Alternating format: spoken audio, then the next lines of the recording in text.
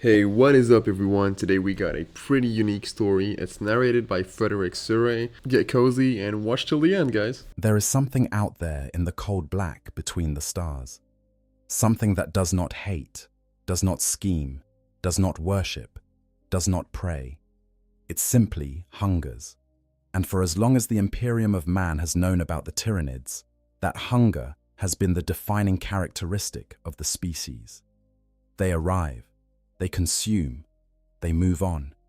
Entire worlds reduced to barren rock. Entire civilizations rendered down to nothing more than biological nutrients to feed an ever-growing swarm.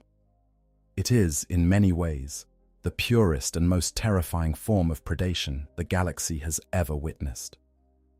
Close your eyes for a moment and try to imagine what it looks like when a Tyranid Hive fleet descends upon a world. First, the sky darkens, not from storm clouds, not from smoke or dust, but from the sheer density of organic material falling through the atmosphere. Millions of spore pods, each one a fleshy capsule packed with warrior organisms, punching through the cloud cover and crashing into the surface like a biological meteor shower. The sound of their impact is said to be deafening, a rolling, continuous thunder that never stops because the pods never stop falling. And from each shattered pod, dozens of alien creatures emerge, their chitinous bodies unfolding, their bioweapons priming, their senses already locked onto the nearest source of organic material. Behind the initial wave come the larger organisms, carnifexes, those living battering rams of bone and chitin, each one the size of a main battle tank and twice as durable. Hive tyrants, that's towering synapse creatures that serve as the hive mind's direct agents on the ground, coordinating the swarm with a telepathic authority that no human commander could match. And behind all of them, stretching back to the horizon and beyond, the endless seething carpet of smaller organisms, termagants and hormigants and rippers, billions upon billions of them, moving with a collective purpose that makes the largest human army look like a gathering of children playing in a park. That is what the Tyranids are. That is what they do to every world they touch.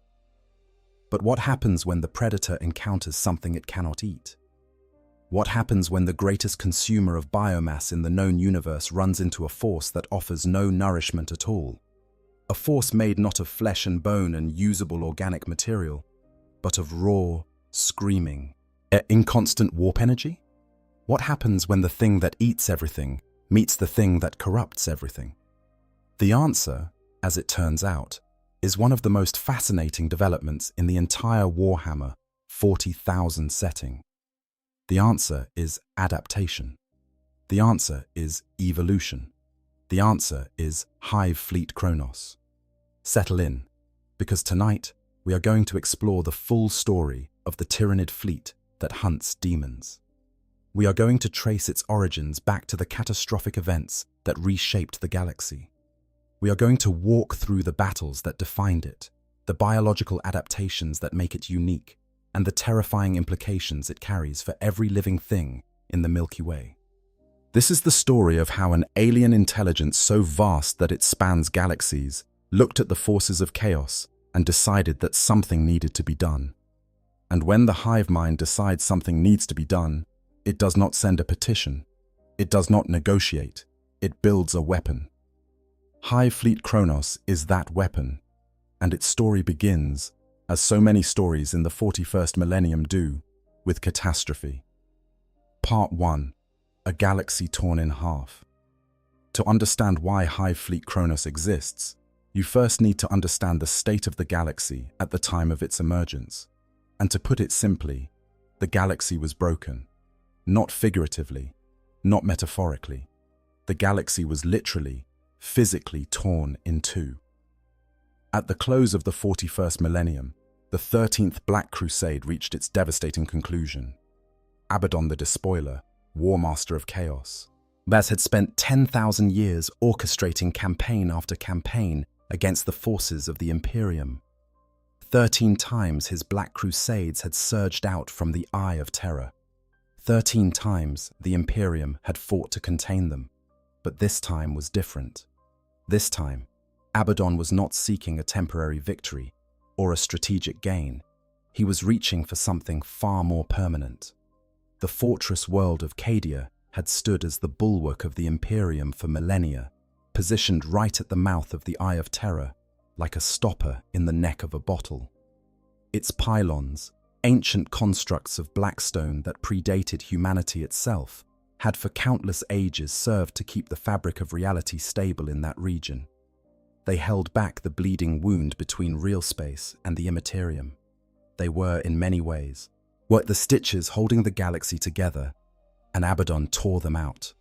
When Cadia fell, the consequences were immediate and beyond comprehension. The pylons were destroyed. The stabilizing influence they had provided for millennia was gone in an instant, and like a dam breaking under pressure that had been building for 10,000 years, reality itself gave way. The result was the cicatrix maledictum, the Great Rift, a wound in the fabric of space stretching from the Eye of Terror in the galactic west all the way to the Hadex anomaly on the eastern fringe. A galaxy-spanning scar of pure warp energy, raging storms of unreality and chaos that cut the Imperium of man clean in two. On one side, the Imperium Sanctus, where the light of the Astronomicon could still be seen, and some semblance of order could be maintained.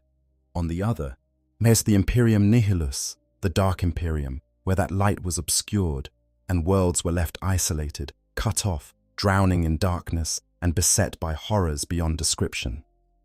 The Great Rift was not just a navigational hazard. It was not just a barrier to communication or travel, though it was certainly both of those things.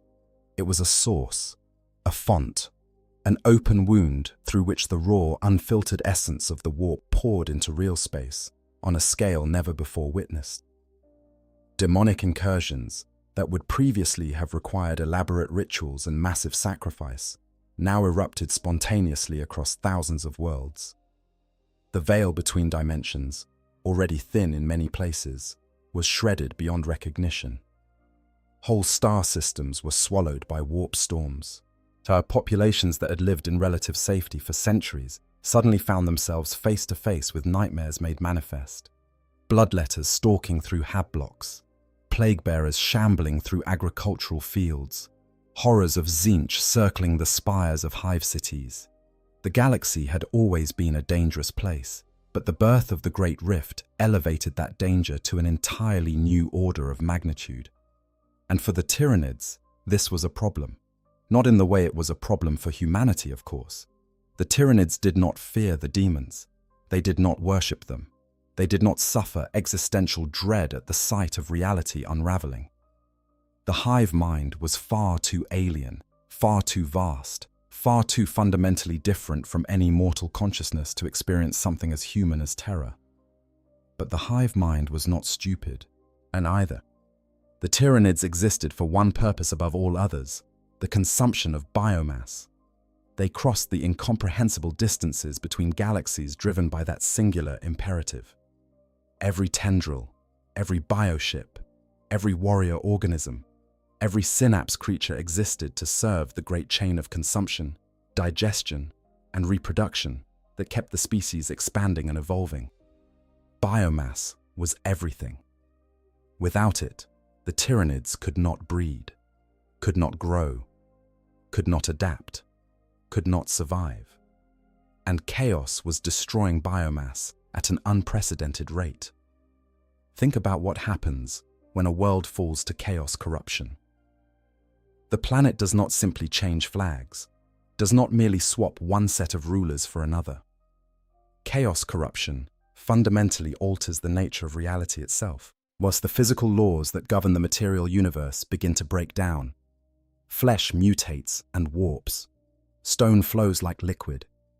The atmosphere fills with impossible energies.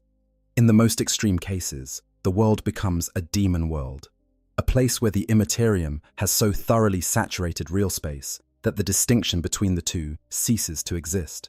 And demon worlds are useless to the Tyranids. You cannot eat warp energy. You cannot digest the screaming souls of the damned. You cannot process raw chaos into usable biological material.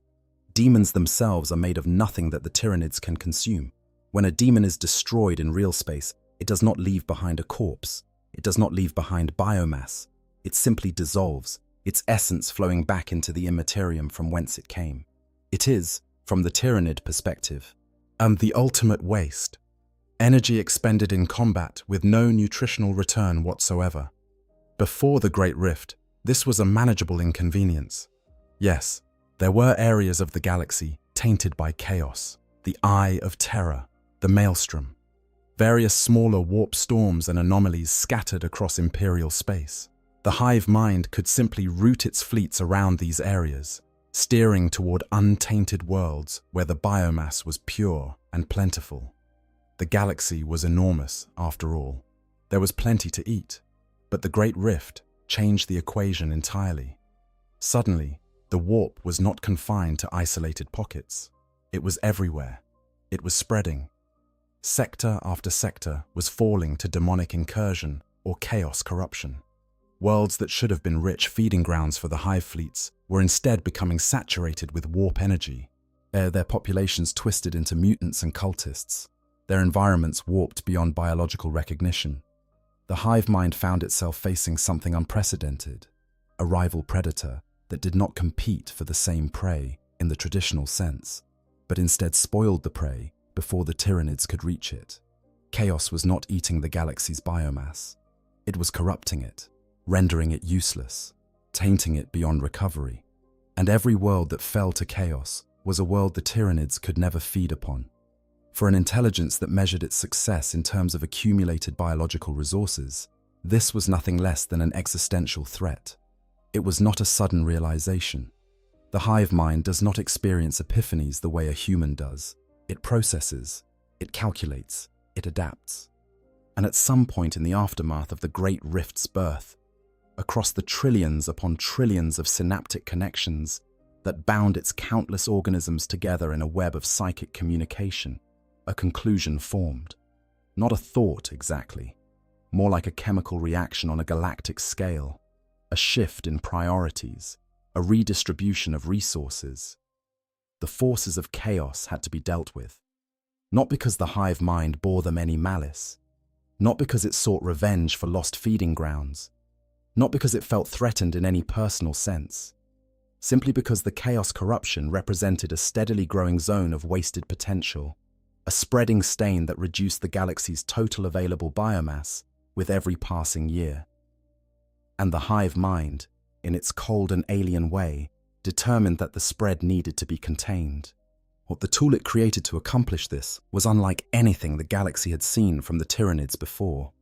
It would not be a blunt instrument of consumption like Hive Fleet Behemoth, which had smashed headlong into the galaxy's defenses with overwhelming force. It would not be a many-headed serpent of encirclement like Hive Fleet Kraken, which had splintered into 1,000 tendrils to attack from every direction at once. It would not even be a colossal juggernaut of attrition like Hive Fleet Leviathan, which attacked from beneath the galactic plane in a seemingly endless assault. This new creation would be something different, something specialized, something purposeful in a way that defied the common perception of the Tyranids as mindless eaters. This new fleet would be designed from its smallest termagant to its largest bioship, to fight one enemy above all others. It would be designed to fight chaos itself. Part 2. The Fall of Shadowbrink and the Lessons of War. The story of Hive Fleet Kronos truly begins not with Kronos itself, but with the events that taught the Hive mind that chaos was a problem requiring a specialized solution.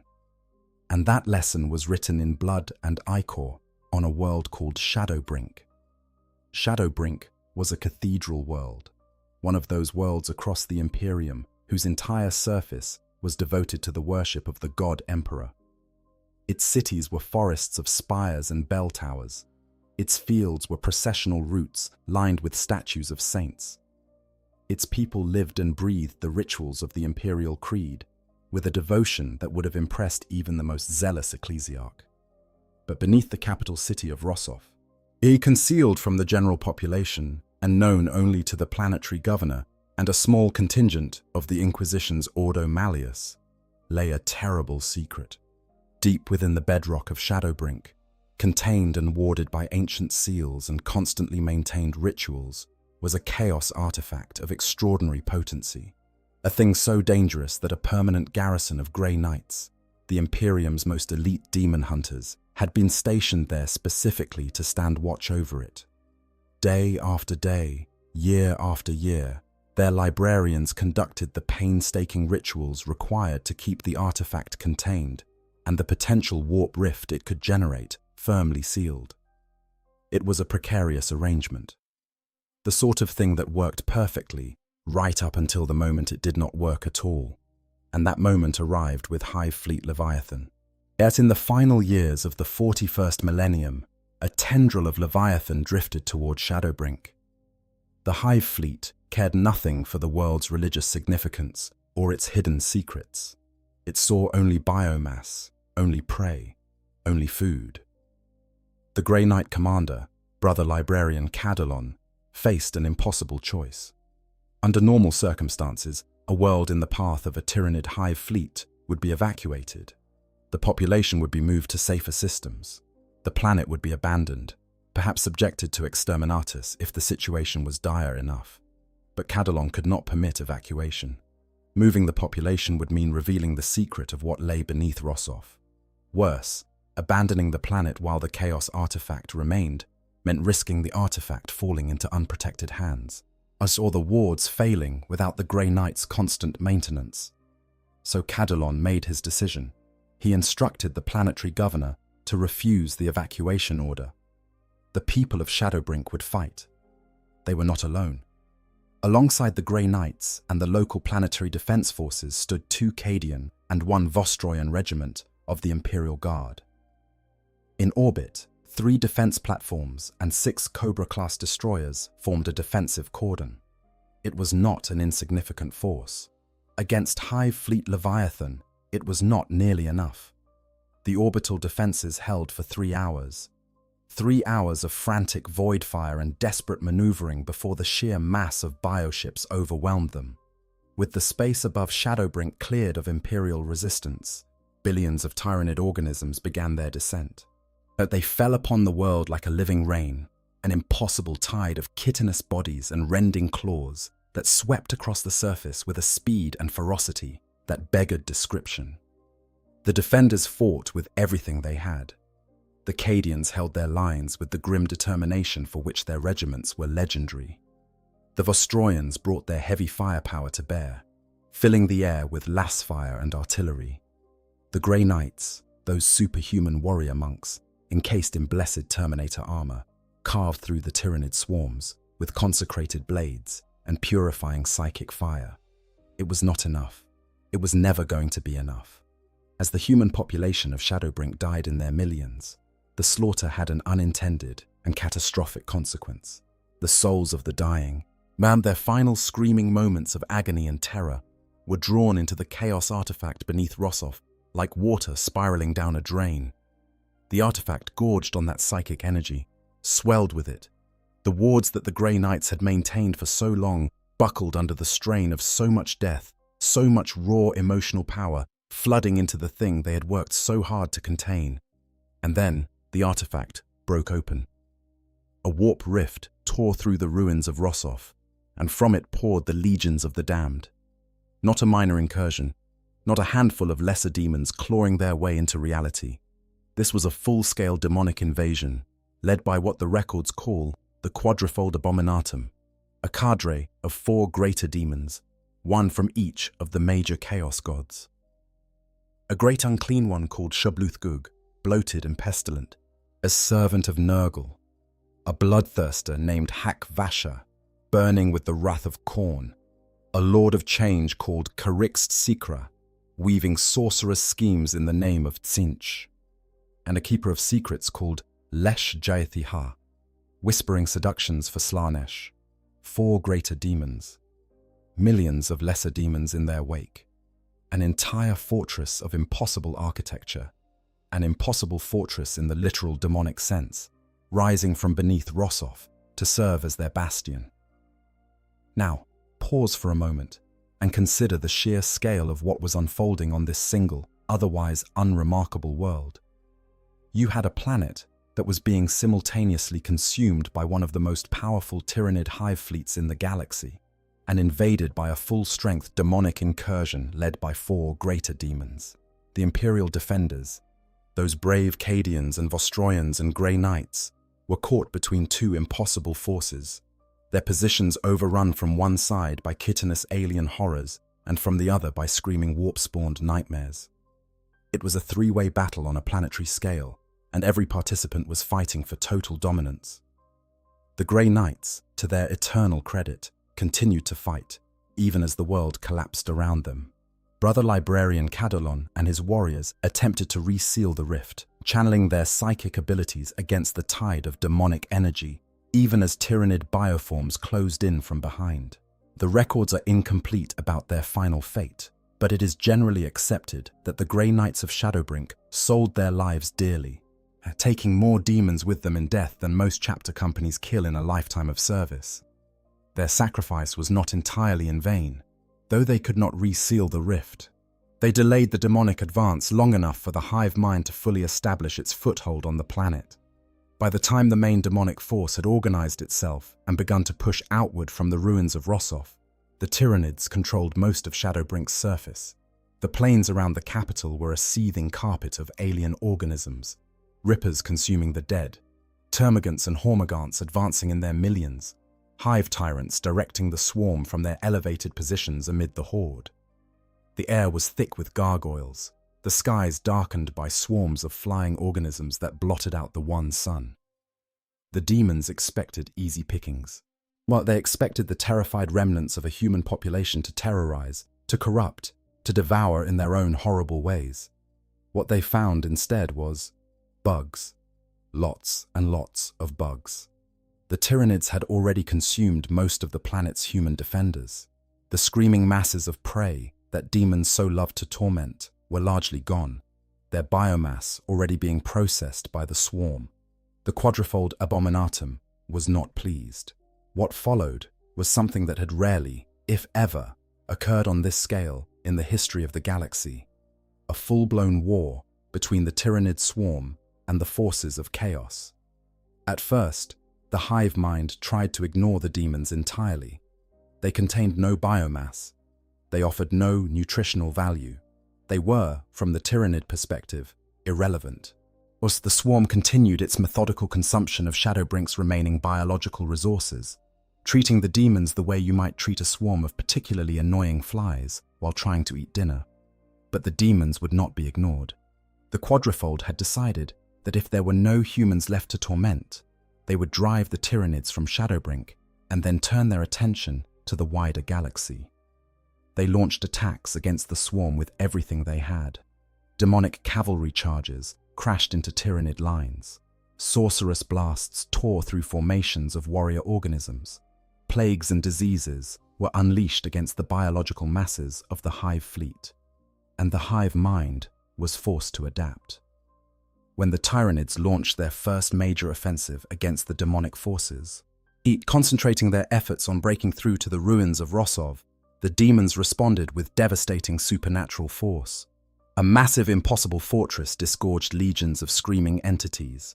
A chaos storm of bile and blood transformed the ground itself into a sucking quagmire that bogged down the Tyranid advance. Demonic chariots swooped over the mired swarms, and airborne horrors like furies and plague drones attacked from above. The initial Tyranid approach, the standard doctrine of overwhelming close-quarters assault that had served the hive fleet so well against every other enemy, failed. And the failure was instructive. The hive mind watched. It processed. It adapted. This is the moment where the story of Shadowbrink becomes truly significant. Not the battle itself, which was violent and chaotic and ultimately forgettable in a galaxy where violence and chaos are as common as breathing, but the hive mind's response to the challenge. The way it observed, analyzed, and reconsidered its entire approach to fighting an enemy unlike any it had previously encountered. The first adaptation was tactical. The hive mind recognized that its standard assault organisms, the hormigants and genestealers and carnifexes that formed the tip of the spear in every conventional Tyranid offensive, were poorly suited to fighting demons. Close combat against the servants of Khorne was like throwing kindling onto a bonfire. Every melee exchange energized the demon forces, feeding the blood gods' endless appetite for violence. The more fiercely the Tyranids fought in close quarters, the stronger Khorne's servants became. It was a vicious cycle that the hive mind needed to break. The second adaptation was logistical. While the main force engaged the demons around Rossoff, keeping them occupied and preventing them from expanding their area of control, the hive mind quietly redirected entire swarms of rippers to the far side of the planet. These diminutive organisms, each barely larger than a human's fist, are the Tyranids' primary harvesting organisms. They are not fighters, they are eaters. And on the untouched side of Shadowbrink, away from the demonic incursion, they ate with furious efficiency. Every scrap of remaining vegetation, every corpse, every piece of organic matter that had survived the initial invasion was consumed and processed.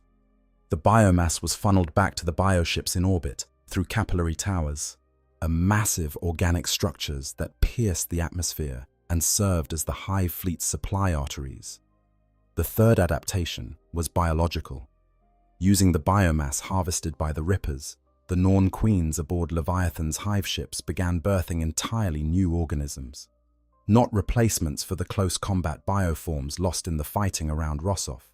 New designs, fresh creations, grown from genetic blueprints that the hive mind was writing in real time, in response to the specific challenges it was facing on the ground.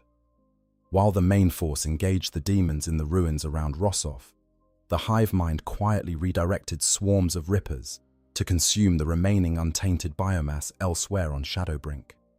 That biomass was fed into the bioships in orbit and used to create something new, not more Hormagaunts, not more Genestealers, not more melee-oriented organisms designed to close with the enemy and tear them apart at arm's length. Instead, the hive mind birthed waves of exocrines and biovores, living artillery platforms, ranged firepower, organisms designed to kill from a distance, to rain biological munitions down on the enemy without ever closing to the range where the demon's terrifying melee prowess could be brought to bear. This was a departure from standard Tyranid doctrine, a significant one. The Hive fleets had always been characterized by their preference for close combat, for the overwhelming tide of chitinous bodies crashing against defensive lines. But against demons, that approach was proving costly and inefficient. The servants of chaos, particularly those of Khorne, reveled in close quarters fighting. They were empowered by it, energized by it. Every blow struck in melee fed their patron god's hunger for violence. So the hive mind stopped playing to its enemy's strengths. The artillery organisms began their bombardment. Biovores launched waves of spore mines, living bombs that drifted across the battlefield and detonated in clouds of acid and fragmentation. Exocrines poured devastating volleys of bioplasma into the demonic ranks from positions far behind the front lines. The Tyranids were no longer charging headlong into the demon legions. They were standing back and shooting them to pieces. The war continued. The stalemate held for days that felt like eternities, the two alien forces grinding against each other in the ruins of a world that had once been dedicated to prayer. The demons could not break the Tyranid swarms. The Tyranids could not permanently banish the demons. But something subtle was shifting. The Chaos gods were growing bored. Khorne, the blood god, the lord of rage and slaughter, demanded blood, real blood. The ichor of Tyranid organisms was not to his taste. The god of war wanted the screaming death of sentient beings, the clash of blade against blade, the primal violence of thinking creatures locked in mortal combat. The Tyranids offered none of that. They were too alien, too inhuman, too fundamentally lacking in the qualities that made violence entertaining to the dark gods. One by one, the greater demons began to withdraw. The Lord of Change, Karix Chikra, always the most self-interested, blasted its way back to the warp rift and departed. The remaining demons, driven to a mad frenzy by the frustration of fighting an enemy that offered nothing their gods valued, launched one final, desperate charge. The hive mind had been waiting for exactly that. By this point in the campaign, the swarm had absorbed its opponent's strategies. It had catalogued their attack patterns, their magical capabilities, their physical strengths and weaknesses, and it had prepared countermeasures. Tyrannophexes, massive walking gun platforms, and trigons, enormous serpentine creatures capable of both burrowing and devastating close-range assaults, were positioned to meet the demonic charge. The demon lines collapsed. The bloodthirster Hakvasha was dragged back into the warp, still wrestling with 3 trigons as reality sealed around it. The last of the demonic forces dissipated, their hold on the material world finally broken. The hive mind had won. Shadowbrink was consumed, but the victory was costly, and the lessons it taught were profound. For the first time, the hive mind had been forced to recognize the forces of chaos not as an irrelevant nuisance, not as background noise to be ignored while the real work of consumption proceeded, but as a genuine threat, a rival predator in the most fundamental sense. Not a competitor for biomass, but something worse, a force that could deny biomass to the Tyranids entirely, corrupting worlds beyond the point of usability and spawning armies of inedible horrors to contest the swarm's advance. The experience at Shadowbrink planted a seed, not a physical seed, of course, but something analogous within the vast synaptic network of the hive mind. A recognition, a priority, a solution that would take time to grow, to develop, to refine. And when the Great Rift tore the galaxy apart and the problem of chaos escalated from a local inconvenience to a galactic crisis, that seed finally bore fruit. Hive Fleet, Kronos, was born. Part 3. Birth of the Demon Hunters. The emergence of Hive Fleet Kronos in the era Indomitus was not a sudden event. There was no single moment when a new fleet simply appeared, fully formed, from the void between stars. That is not how the Tyranids work.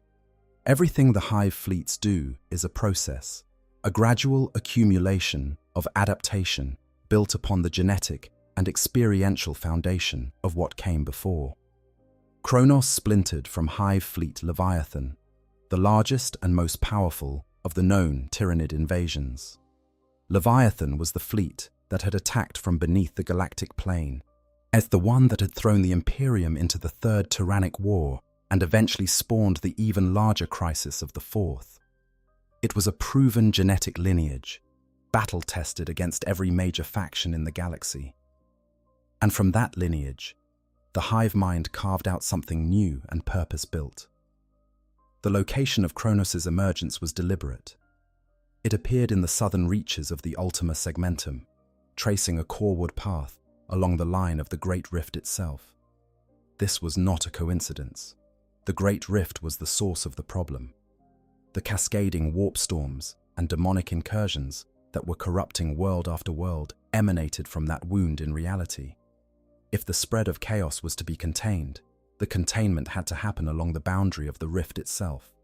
Imagine the Great Rift as an infected wound running across the body of the galaxy. The warp energy pouring through it is the infection, spreading outward into healthy tissue and corrupting everything it touches.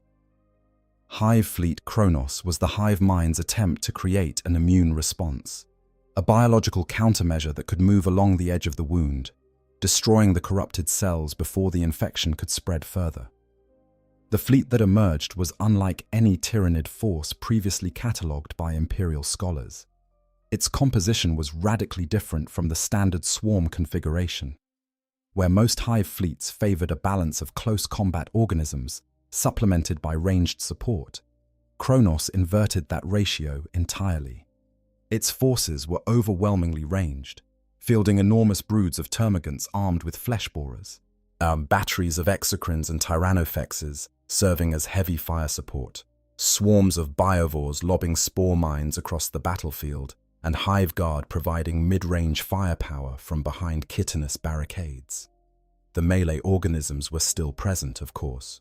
You cannot fight a war entirely at range, but they were subordinate to the ranged elements, serving as screening forces and last-ditch defenders rather than the primary offensive weapon. This was a Hive fleet that had internalized the lessons of Shadowbrink. The forces of chaos, particularly the legions of Khorne, thrived in close combat. Their warriors were empowered by the act of melee violence itself. Each blow struck feeding the blood god's insatiable appetite for slaughter. Engaging them at close range played directly into their strengths. It was, from a strategic standpoint, the worst possible approach. So Kronos did not engage at close range, not when it could be avoided. Instead, the organisms of Hive Fleet Kronos fought their wars at distance. They established firing lines and kill zones. They used their artillery organisms to bombard enemy positions from beyond the range of retaliation. They let the demons come to them, bleeding the charging hordes with disciplined volleys of biological ammunition before the servants of chaos could close to the range they preferred. It was, in a very real sense, the Tyranid equivalent of trench warfare. And it worked. But the ranged orientation of Kronos' forces was only half of the equation. The other half, and arguably the more important half, was what made Kronos truly unique among the Tyranid Hive fleets. The shadow in the warp. Every Tyranid Hive fleet projects a psychic phenomenon known as the shadow in the warp. It is a byproduct of the hive mind's constant synaptic communication with its organisms, a massive outpouring of psychic energy that radiates from the fleet like heat from a furnace. For most hive fleets, this shadow is primarily a disruption tool. It interferes with psychic communication, making it impossible for astropaths to send or receive messages. It scrambles the abilities of navigators, making warp travel in the vicinity of a hive fleet suicidally dangerous. It causes pain, madness, and despair in psykers of all species, driving them to insanity or death as the incomprehensible pressure of the hive mind's attention crushes their individual consciousness. For Hive Fleet Kronos, the shadow in the warp was something more. Something far more powerful and far more deliberately weaponized. The psychic connection between Kronos and the hive mind was so strong, so overwhelmingly intense, that the shadow projected by its organisms was orders of magnitude more potent than that of any other known hive fleet. Where other fleets created a psychic disruption field, Kronos created a psychic dead zone. A null sphere of such suffocating psychic power that it did not merely interfere with warp-based abilities, it actively suppressed them, crushed them, snuffed them out. For psykers, being caught in Kronos' shadow was not merely painful, it was paralyzing. Their connection to the warp, the source of all their power, was severed as cleanly as if someone had pulled the plug on a power source. Sorcerers found their incantations dissolving on their lips. Chaos wizards watched their carefully prepared spells fizzle into nothing. Farseer and librarian alike would feel their psychic senses go dark, like a person suddenly struck blind and deaf at the same time. And for Daemons, the effect was even more devastating. Demons are creatures of the warp. They are not physical beings in the way that humans or Tyranids are physical beings. They are manifestations of warp energy, given temporary form in real space by the power of chaos. Their very existence in the material universe is sustained by their connection to the Imperium. They need that connection the way a fire needs oxygen. Cut the connection, and the demon begins to dissipate. Weaken it enough, and the demon cannot maintain its hold on reality at all. Kronos' intensified shadow in the warp did exactly that. When Hive Fleet Kronos moved into an area of chaos corruption, the weight of its psychic presence began to push back against the warp energy, sustaining the demons and the corruption. Reality, suppressed and distorted by the touch of the Imperium, began to reassert itself. Warp rifts that had been bleeding unreality into the material world began to narrow. The wounds in the fabric of space that allowed demons to exist outside their native dimension started to close. The demons found themselves weakened, diminished, their powers reduced, their forms becoming less stable, their grip on reality loosening with every passing moment. The psychic dead zone that Kronos projected was not merely an inconvenience for them. it was a death sentence. Within its radius, as they could not call upon their supernatural abilities with the same devastating effect. They could not draw sustenance from the warp to sustain their physical forms. They were being slowly, systematically starved of the one thing they needed to exist. And then, while they were weakened, the guns opened fire. This was the terrifying genius of Hive Fleet Kronos' design.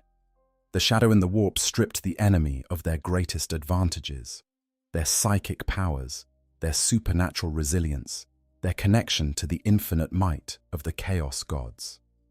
And then the ranged bioforms did what Tyranid ranged bioforms do best. They killed everything in front of them with industrial efficiency. The organisms primarily responsible for generating this intensified shadow were drawn from the most psychically potent strains in the Tyranid arsenal. Now, I want to take a quick moment here to just share something personal, because this is genuinely one of my favorite pieces of lore in all of 40k. What I love about Kronos is that it completely reframes what the Tyranids are. For the longest time, I think a lot of us, myself included, looked at the Tyranids are just a hungry swarm. They show up, they eat everything, they leave, and that is terrifying on its own. But Kronos adds this whole other layer where suddenly the hive mind is not just reacting to what is in front of it, it is planning, it is adapting on a galactic scale. It looked at the Great Rift and essentially said, no, this is a problem for me. I am going to build an entire fleet specifically to deal with it. That level of intelligence is what keeps me up at night more than any demon or chaos god ever could. Because you can reason with chaos in a twisted way.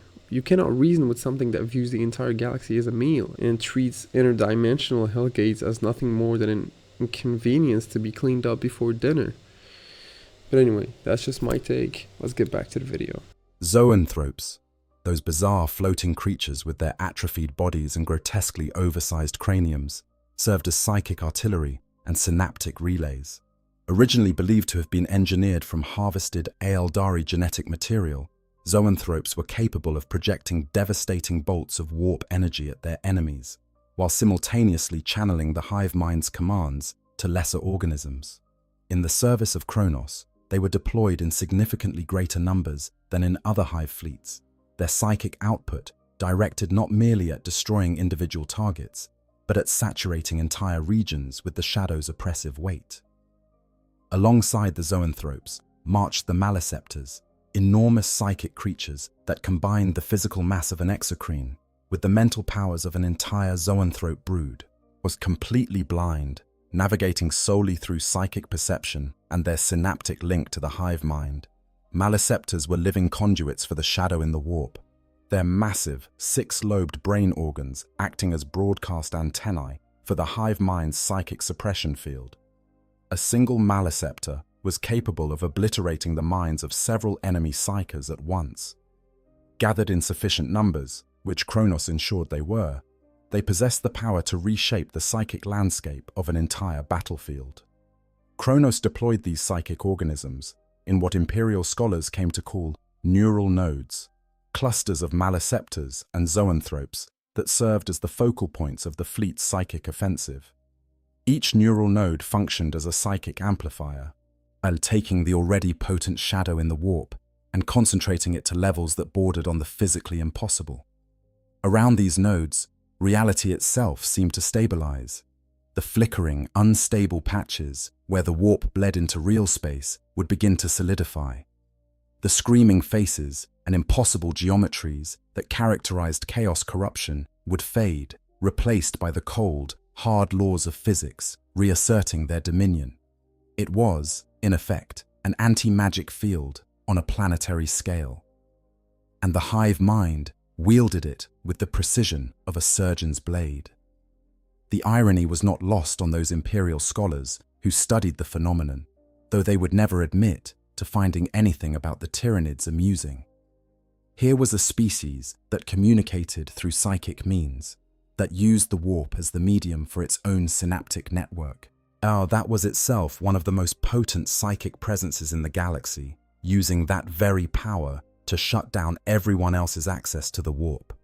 The Tyranids were not suppressing the warp, they were monopolizing it, drowning out every other psychic signal with the overwhelming volume of their own.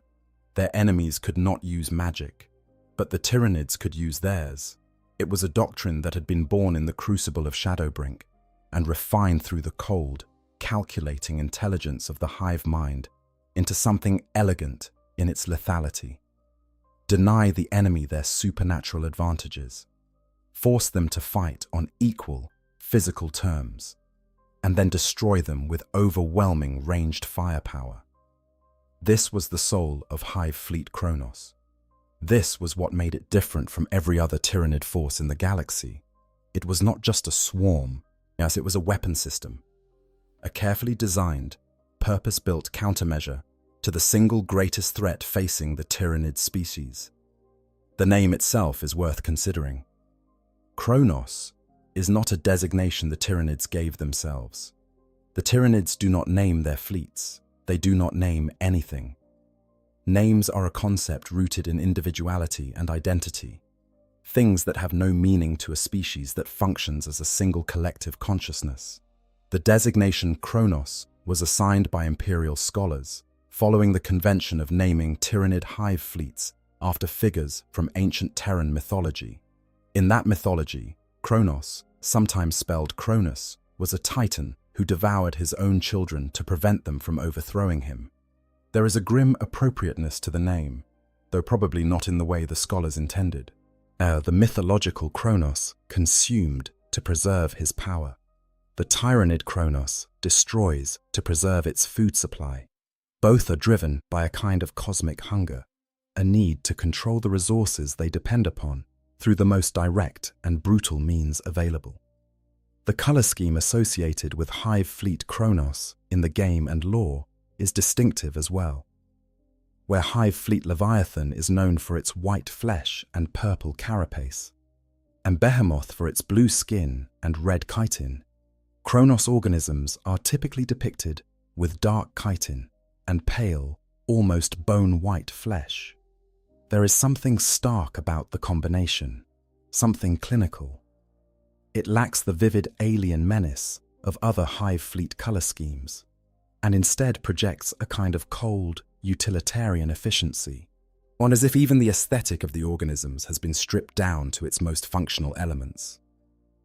Let us now turn to the first true test of this new creation. Let us return, one more time, to Shadowbrink, and it was about to be put to the test. Part 4.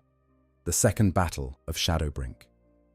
There is a grim poetry in the fact that Hive Fleet Kronos' first major recorded engagement took place on the very world where the hive mind had first learned the hard truths about fighting chaos. Shadowbrink had been consumed by Hive Fleet Leviathan years earlier, stripped of its biomass and left as a barren husk. But the warp does not respect the state of a world's biosphere. The Great Rift's birth sent tendrils of chaos energy spiraling outward, and those tendrils found Shadowbrink once again. The warp rift beneath Rossoff, as the same rift that the Grey Knights had spent so long containing, the same rift that had broken open during Leviathan's invasion, erupted once more.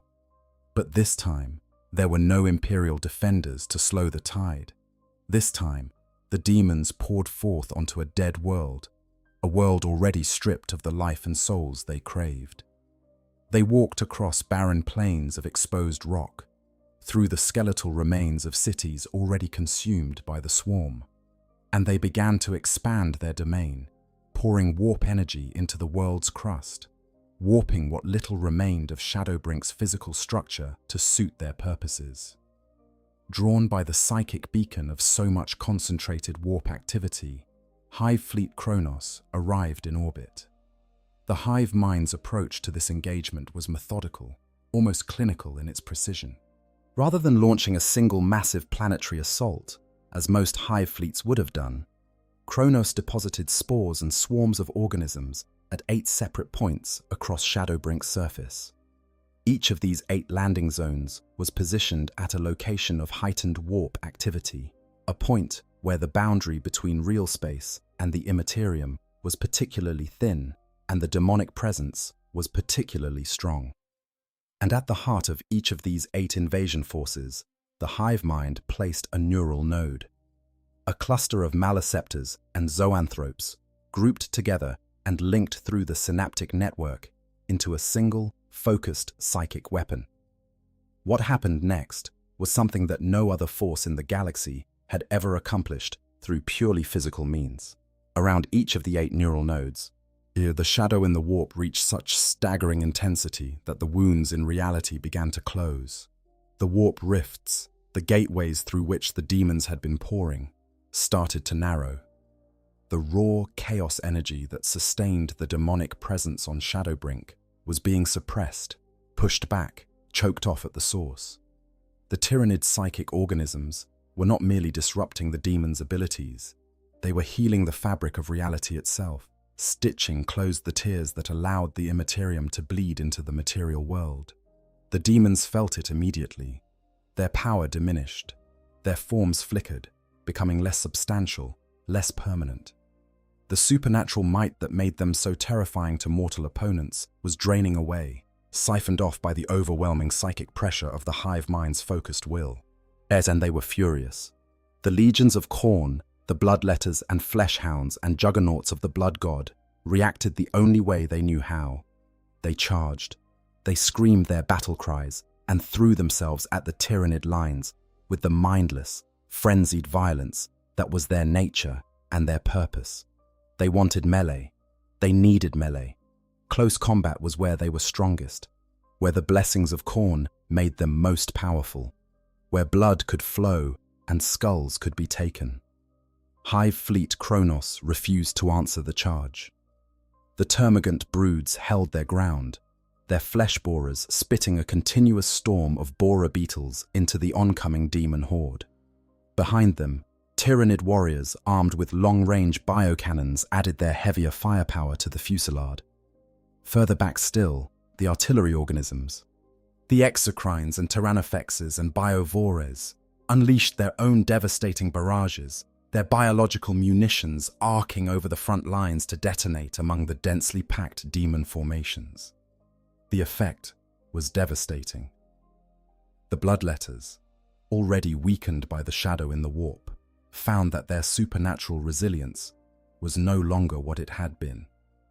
Demon flesh that should have shrugged off conventional weapons now tore and ruptured under the impact of concentrated biofire. Warp-forged blades that should have been able to carve through any material substance lost their ethereal edge, becoming crude and unreliable. The blessings of Khorne, which normally made his servants all but unstoppable in their forward momentum, faltered in the face of the hive mind's psychic suppression. And still the guns fired. The demons died. Not in the way that mortal creatures die, leaving behind cooling corpses and pooling blood. They dissolved, dissipated, their physical forms, no longer able to maintain cohesion in the face of the combined onslaught of ranged weaponry and psychic suppression, simply came apart, the warp energy that composed them bleeding away into nothing as the shadow in the warp denied them the ability to reconstitute. Slowly, methodically, inevitably. The demons upon Shadowbrink were banished back to the warp. It was a complete victory. The 8 neural nodes had functioned exactly as the hive mind had designed them to, each one serving as both a psychic weapon and a reality anchor, closing the warp rifts while the surrounding bioforms eliminated the demonic forces that had already crossed over. But the strategy was elegant in its simplicity. Seal the doors, then kill everyone who was already inside. When the last demon had been banished and the last warp rift had been sealed, Shadowbrink was once again a dead world. No biomass, no life, nothing of value to the Tyranids at all. Kronos had not come to Shadowbrink to feed. It had come to clean up a mess, to cauterize an infected wound, to demonstrate for the first time what it was capable of. The methodical nature of Kronos' approach deserves further examination because it reveals the depth of the hive mind's strategic thinking. The 8-point landing pattern was not random. Each landing zone was positioned to create overlapping fields of psychic suppression. As the shadow in the warp radiated outward from each neural node, the 8 fields merged and reinforced each other, creating a single, planet-encompassing dead zone that covered the entirety of Shadowbrink's surface. There was no psychic sanctuary for the demons, nowhere they could retreat to escape the crushing weight of the hive mind's focused will. The timing was deliberate as well. The hive mind did not rush its organisms into battle. It waited. It allowed the neural nodes to fully establish their psychic dominance over the local area before beginning the physical engagement. By the time the first fleshborer volley was fired, the demons were already diminished, already struggling to maintain their physical forms, already operating at a fraction of their normal combat effectiveness. Only then did the guns speak. The discipline displayed by Kronos' organisms during the Second Battle of Shadowbrink was remarkable even by the standards of Tyranid warfare. The termagant broods did not charge forward in the instinctive frenzy that characterized similar organisms in other hive fleets. They held their positions. They maintained their firing lines. They poured continuous, sustained volleys into the demon formations with a mechanical regularity that suggested the hive mind was controlling each organism's trigger response individually, timing the shots for maximum collective effect. Behind the firing lines, the Tyranid warriors provided a second layer of fire support. Their long-range biocannons spoke in deeper, heavier tones, each shot punching through the densely packed demon formations with devastating effect. A single biocannon round could disrupt a bloodletter's physical form beyond the point of cohesion, causing it to dissolve in a shower of dissipating warp energy. Against lesser demons, the effect was even more pronounced. Entire ranks of hellish entities simply ceased to exist, their borrowed forms unable to withstand the combined assault of physical trauma and psychic suppression. The artillery organisms, positioned well behind the main line, delivered the killing strokes. Exocrines raised their dorsal biocannons and fired in coordinated volleys, the shrill whistle of their pre-fire sequence cutting through the din of battle like a banshee's wail. The bioplasma landed among the demonic reserves, among the entities that had not yet committed to the charge, destroying them before they could even reach the engagement zone. And biovores lobbed their spore mines in high, lazy arcs that dropped the drifting biological bombs directly into the path of any demon formation that attempted a flanking maneuver. The demons had no answer for any of this. Their charges, usually so devastating against mortal opponents, broke apart under the weight of concentrated fire before they could reach the Tyranid lines. Their sorcerers, usually so potent, found their powers strangled by the shadow in the warp.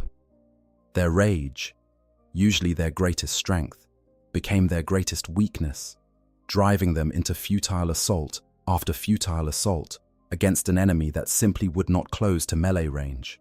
It was, in every sense, a slaughter. And unlike the slaughters that the blood god Khorne usually savored, this one brought him no pleasure at all.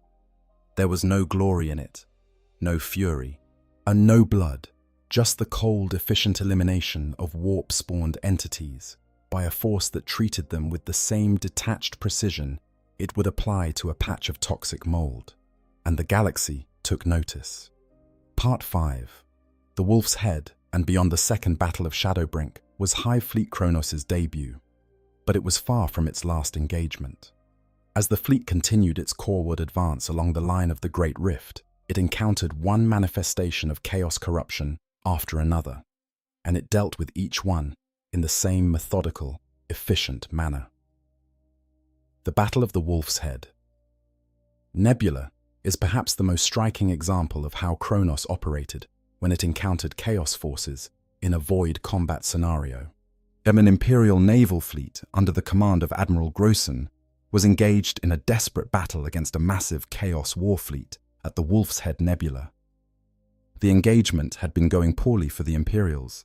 The Chaos fleet was larger, more aggressive, and augmented by the dark blessings of its patron gods.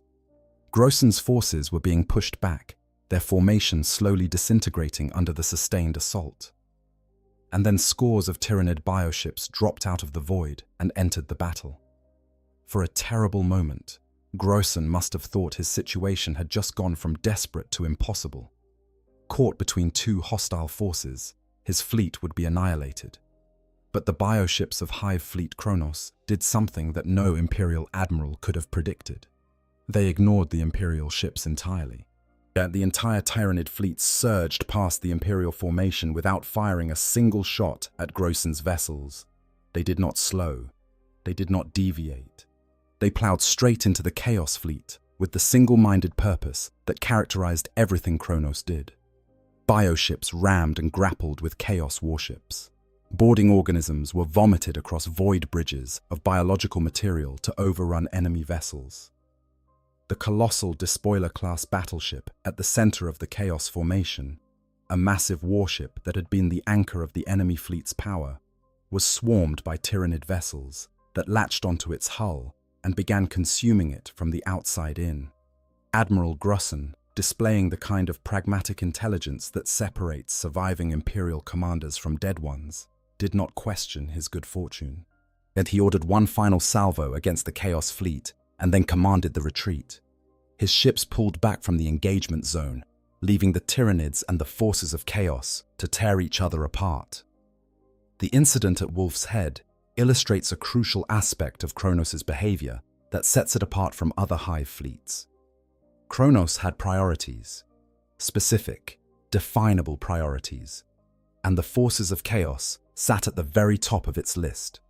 When Kronos encountered both Imperial and Chaos forces in the same engagement, it would invariably engage the Chaos forces first, treating the Imperial vessels as secondary concerns to be dealt with later, if at all. This was not mercy. It was not alliance. It was not any form of cooperation with the Imperium. It was simple triage, the cold calculation of a vast alien intelligence that had determined the forces of Chaos to be a more pressing threat to its objectives than the conventional military assets of the Imperium. The humans could be consumed later. The Chaos forces needed to be destroyed now, before they could corrupt more of the galaxy's precious biomass. The next significant engagement was the campaign that Imperial records designate as cutting the signal. A tendril of Hive Fleet Kronos had detected an intense astropathic beacon emanating from a particular region of space. Astropathic signals are, by nature, psychic phenomena, and Kronos was drawn to psychic activity the way a shark is drawn to blood in the water. The fleet moved to investigate. What it found was a trap, or rather it found a trap that had been set by someone else. Here, a hunting pack of Night Lords, traitor space marines of a particularly cruel and sadistic bent, had been using the astropathic beacon as bait. The Night Lords had captured a group of Imperial astropaths and were torturing them, forcing them to broadcast a constant psychic distress signal. Any Imperial ship that picked up the signal and came to investigate would find not a rescue opportunity, but an ambush by some of the most feared raiders in the galaxy. Hive Fleet Kronos was not an Imperial ship, but it was drawn to the signal all the same. When the Night Lords realized what was bearing down on them, they tried their characteristic approach: hit-and-run attacks, harrying strikes from the shadows, guerrilla warfare designed to confuse and redirect the larger fleet, to break its momentum and scatter its forces. The Night Lords had been perfecting these tactics for 10,000 years. They were masters of fear, experts in psychological warfare, veterans of 100 campaigns fought through deception and ambush. It did not work. Kronos responded to the Night Lord's harassment with a tactical flexibility that caught the traitor Marines completely off guard. When the Chaos Space Marines scattered and launched their harrying attacks, Kronos dispersed its bio-vessels in response. Not chaotically, not in confusion, but deliberately. The Hive fleet spread its forces across a wider area and began laying traps of its own. The Night Lords found that their carefully planned ambush corridors had been seeded with Tyranid organisms. Their hidden staging areas had been detected and targeted. As their attempts to redirect the Hive fleet away from the tortured astropaths failed, because Kronos was not merely following the psychic signal out of animal instinct. It was pursuing the signal because the signal represented exactly the kind of target Kronos was designed to seek: a concentration of psychic activity associated with chaos corruption. Unable to lure the Tyranids away from the astropaths broadcasting their siren signal, the Night Lords were forced to retreat. The feared masters of terror, the heirs of Conrad Kurz, the most feared ambush predators in the heretic Astartes, had been outmaneuvered by insects. The encounter with the Night Lords demonstrated something that fans of Warhammer 40,000 lore find particularly fascinating about Hive fleet Kronos, because Kronos exists primarily to fight the forces of chaos, and because the forces of chaos are the villains of the setting just as much as the Tyranids are. The writers at Games Workshop have been able to portray Kronos as unusually competent. In most lore depictions, Tyranid Hive fleets are eventually defeated through the intervention of a named character, a miraculous last stand, or some other narrative device that preserves the setting's balance. But Kronos fights other villains. Its victories do not come at the expense of the protagonist factions, and so the lore has been freer to portray the fleet at its full, terrifying potential. The result is that Kronos may be the most tactically sophisticated Tyranid force in the entire setting. It outmaneuvered the Night Lords. It ignored Imperial forces to focus on priority targets. It deployed neural nodes with surgical precision to close warp rifts. It adapted its entire tactical doctrine to counter the specific strengths of its chosen prey. In a setting where Tyranids are often portrayed as a mindless, all-consuming tide, Kronos stands out as a chilling demonstration of just how intelligent the Hive mind truly is when it turns its full attention to a specific problem. There was also the curious incident recorded as burnt offerings, in which Thousand Sons warbands belonging to the cult of manipulation began immolating scores of worlds in sacrificial rituals ahead of Kronos' advance. The Thousand Sons are servants of Tzeentch, the chaos god of change, sorcery, and manipulation, and their actions defy easy interpretation. Were the immolations intended to repel Kronos, to create barriers of warp energy that would divert the fleet's course? Or were they intended to lure Kronos towards specific targets, manipulating the fleet into serving some inscrutable purpose of the god of schemes? No one knows. Not the Imperium. Probably not even the Thousand Sons themselves, given that the plans of Tzeentch are famously incomprehensible even to his own followers. But the fact that one of the most sorcerously powerful Chaos factions felt the need to take preemptive action against Kronos tells you everything you need to know about how seriously the forces of Chaos take this particular Hive fleet. They should take it seriously, because Kronos has not stopped. It continues its advance along the Great Rift, drawn to concentrations of psychic activity and warp corruption like a predator following a blood trail. And everywhere it goes, the demons and the chaos worshippers burn. There is a broader pattern to Kronos' movements that deserves examination because it reveals the Hive mind's strategic priorities in a way that individual battles cannot. If you were to plot every recorded engagement involving Hive Fleet Kronos on a galactic map, you would see something striking. The fleet is not moving randomly. It is not simply responding to the nearest concentration of chaos energy and then moving to the next. It is following a deliberate path, a coreward trajectory that traces the edge of the Great Rift from the southern reaches of the Ultima Segmentum toward the galactic center. This path is not the shortest route between any 2 points.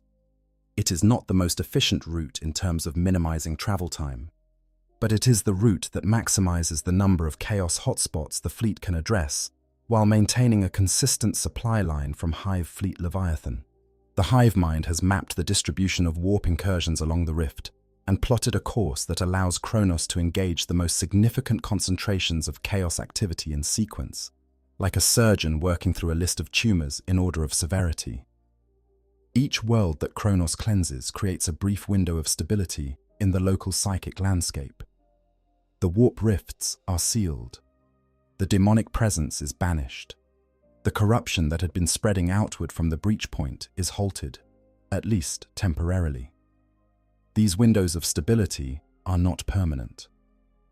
The Great Rift is a living wound, constantly regenerating, constantly pushing new tendrils of chaos energy into real space. But each window buys time for the local physical reality to reassert itself, time for the natural barriers between dimensions to thicken and strengthen, time for the galaxy's own defenses against warp incursion to recover, and in some cases, time for the Imperium to establish its own defenses before the Chaos forces can return. There have been instances where Imperial forces have arrived at a world that Kronos has recently cleansed, expecting to find a raging demonic incursion, only to discover that the incursion has already been dealt with. The demons are gone, the warp rifts are sealed. The world is empty, stripped of its population by whatever combination of chaos corruption and Tyranid consumption had preceded Kronos' intervention, but physically intact and free of supernatural contamination. These worlds are, from the Imperial perspective, a gift. A terrible, unwanted gift from a source that the Imperium would rather not acknowledge, but a gift nonetheless. The Imperium can recolonize these worlds, can rebuild the infrastructure, can ship in new populations from overcrowded Hive worlds elsewhere in the sector. The world lives again, cleared of its taint by an alien predator that did not care about the world's future at all, but happened to clean it as a side effect of its own operations. Some inquisitors have been quietly cataloguing these Kronos-cleared worlds, tracking the pattern of the fleet's advance and using it to predict which worlds will be cleansed next. There is even speculation, never committed to official records. It's about the possibility of coordinating Imperial military operations with Kronos' advance, timing reinforcement deployments to arrive at worlds just after the fleet has moved on. It would not be an alliance. The Inquisition would never countenance the word alliance in connection with Xenos of any kind, let alone the Tyranids. But it would be an exploitation of opportunity, a pragmatic use of an enemy's actions for the Imperium's benefit. The ethics of such an approach are debatable, and the debate has apparently been vigorous within the inner circles of the Inquisition. Is it permissible to benefit from the actions of humanity's greatest Xenos threat? Is it strategically sound to shape Imperial operations around the movements of a Tyranid Hive fleet? Is there a moral difference between cooperating with the Tyranids and simply taking advantage of what they leave behind? These are questions that do not have easy answers, and the Imperium, characteristically, has responded by pretending they do not need to be asked. Officially, Hive Fleet Kronos is an existential threat to humanity, as are all Tyranid forces, and its destruction remains a priority whenever Imperial forces encounter it. Unofficially, those encounters have been notably rare, and the few that have occurred have been brief and inconclusive, as if both sides tacitly agreed that their efforts were better directed elsewhere. There is also the matter of the worlds that Kronos consumes that are not chaos-tainted. The fleet does not subsist entirely on predigested worlds left behind by Leviathan. Occasionally, it encounters worlds that are simply in its path, worlds that happen to lie between two chaos hotspots on Kronos' route. These worlds are consumed with the same efficiency as any other Tyranid target. Their populations are devoured, their biomass is harvested, their resources are converted into new organisms for the fleet. These incidental consumptions are a stark reminder that Kronos is not the galaxy's defender. It is not on a crusade against chaos. It is performing a maintenance function for the Hive mind, removing obstacles to the long-term consumption plan, and any world that happens to be in its way is just another meal. The people of those worlds do not receive a pass because Kronos is on their side. Kronos is not on anyone's side. It is on the Hive mind's side, and the Hive mind wants everything dead and digested eventually. Let us also examine the void warfare capabilities of Hive Fleet Kronos, which are often overlooked in discussions that focus primarily on its ground operations. The fleet's bioships are formidable combat vessels in their own right, and they have been observed engaging enemy fleets in void combat with the same tactical sophistication that characterizes Kronos' ground operations. Tyranid bioships are living organisms, massive space-borne creatures that range in size from escort-class organisms, barely larger than an Imperial frigate, to Hive ships that dwarf even the largest battleships in the Imperial Navy. They do not carry conventional weapons. Instead, they are equipped with biological weapon systems grown directly into their bodies. Bioplasma projectors that spit superheated organic matter across the void. Massive tentacles that can grapple enemy vessels and crush their hulls. Boarding organisms that can be launched across the gap between ships to overrun enemy crews. And a psychic shriek, a concentrated burst of shadow in the warp, projected directly at enemy vessels, that can incapacitate the crew and disable the psychic systems that many species depend upon for navigation and communication. Kronos' bioships make particularly aggressive use of the psychic shriek. Against Chaos warships, which often carry sorcerers and demon-possessed crew members, the effect is devastating. The shadow in the warp shuts down the sorceress protections that augment Chaos vessel performance, strips away the daemonic enhancements that make their weapons more lethal, and disrupts the binding rituals that keep the demon engines at the heart of many Chaos vessels under control. A Chaos warship caught in Kronos' psychic shriek may find its own demon-possessed systems turning against it, the barely contained entities within its hull seizing the opportunity to run amok as the binding rituals that constrain them are shattered by the weight of the Hive mind's psychic projection. The Battle of the Wolf's Head. Nebula was the most dramatic demonstration of these capabilities, but it was far from the only void engagement Kronos has fought. The fleet has been observed conducting running battles with Chaos Raider squadrons along the fringes of the Great Rift, hunting down isolated Chaos vessels with the patience and persistence of a deep ocean predator stalking wounded prey. In these engagements, as Kronos typically deploys its faster escort organisms as screens and scouts, while its larger bioships move in for the kill, using the psychic shriek to disable the target before closing to boarding range. The strategic implications of Kronos' void warfare capability are significant. It means that the fleet can deny the forces of Chaos the ability to operate in the space along the Great Rift, not just on the surface of individual worlds. Chaos warships that once used the Rift's edge as a highway, riding the currents of warp energy to launch raids deep into Imperial territory, now face the risk of encountering Kronos' bioships in the void. The fleet has effectively established a mobile exclusion zone along its line of advance, as a buffer between the Great Rift and the rest of the galaxy that both ground forces and void forces of Chaos must navigate at their peril. For the Imperial Navy, which has struggled to maintain patrols along the Rift due to the navigational hazards and the constant threat of Chaos Raiders, Kronos' void presence is an ambiguous blessing. On one hand, it reduces the pressure on Imperial shipping lanes. On the other hand, it means that any Imperial vessel operating in the same region runs the risk of encountering Kronos' bioships, which may or may not decide to ignore them in favor of higher priority Chaos targets. The precedent set at Wolf's Head, where Kronos ignored the Imperial fleet entirely, is encouraging but hardly guaranteed to be repeated in every circumstance. As the Imperial Navy has responded by issuing standing orders to all vessels operating within 2 sectors of Kronos' estimated position: maintain distance, avoid provocation, and disengage immediately if Tyranid bioships are detected. It is a policy of avoidance rather than engagement, and it sits poorly with many Navy officers who view any accommodation of a Xenos threat as tantamount to cowardice. But the alternative, engaging a force that is actively destroying the Navy's other enemies, is strategically foolish. And the Imperial Navy, whatever its faults, is rarely strategically foolish. Part 6. The Symbiosis of Hunger.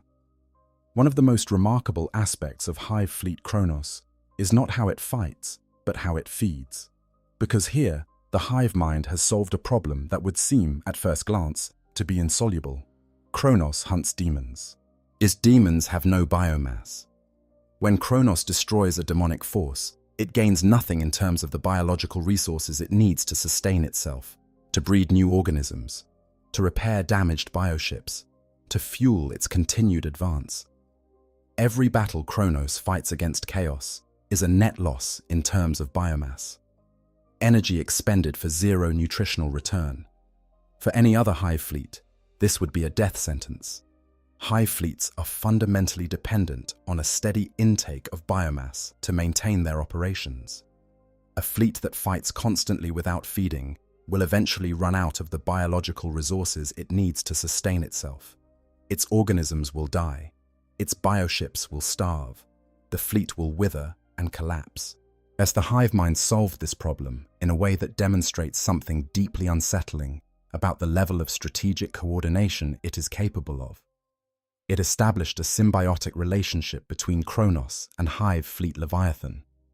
Under normal circumstances, when two Tyranid Hive fleets encounter each other, the result is a trial by combat. The fleets fight, and the victor absorbs the loser's biomass and any useful genetic traits it possessed. It is a ruthless, Darwinian process that ensures only the strongest and most effective genetic lineages survive within the broader Tyranid species. Competition is the norm, cooperation is the exception, but Kronos was the exception. Since the birth of the Great Rift, Hive fleet Leviathan's behavior had subtly changed. Where previously Leviathan would consume a world utterly, stripping it down to bare rock and absorbing every last molecule of biological material, it had begun leaving behind partially consumed worlds.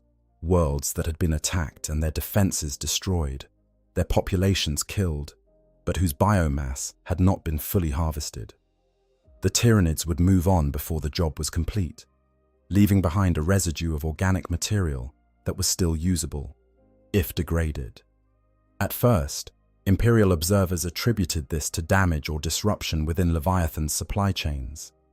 The assumption was that the fleet was being forced to move on before completing its consumption cycle, perhaps due to enemy action or resource constraints. But the pattern was too consistent, too deliberate, for that explanation to hold. Leviathan was not leaving worlds partially consumed by accident. It was leaving them partially consumed on purpose. For Kronos. The smaller fleet followed in Leviathan's wake, moving through the systems that its larger cousin had already broken open. Kronos fed on the leftovers, consuming the degraded but still usable biomass that Leviathan had intentionally left behind. It was a feeding arrangement, a provisioning system, a supply chain that operated across light years of space and involved the coordinated behavior of two separate hive fleets.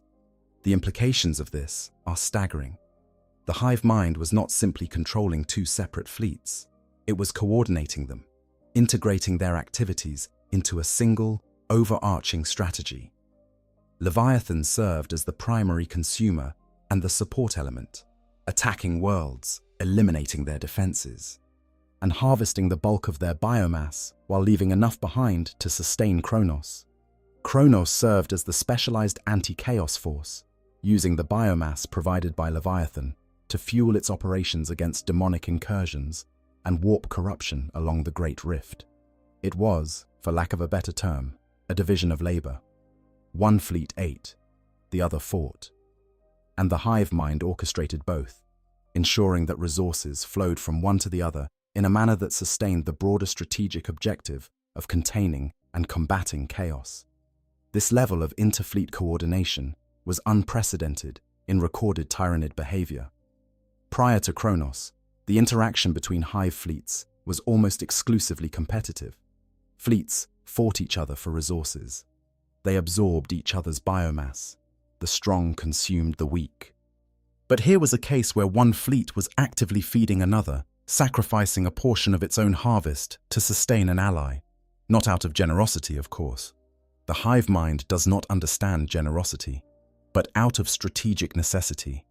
The hive mind recognized that the role Kronos played in combating chaos was essential to the long-term viability of the entire Tyranid species, and it allocated resources accordingly.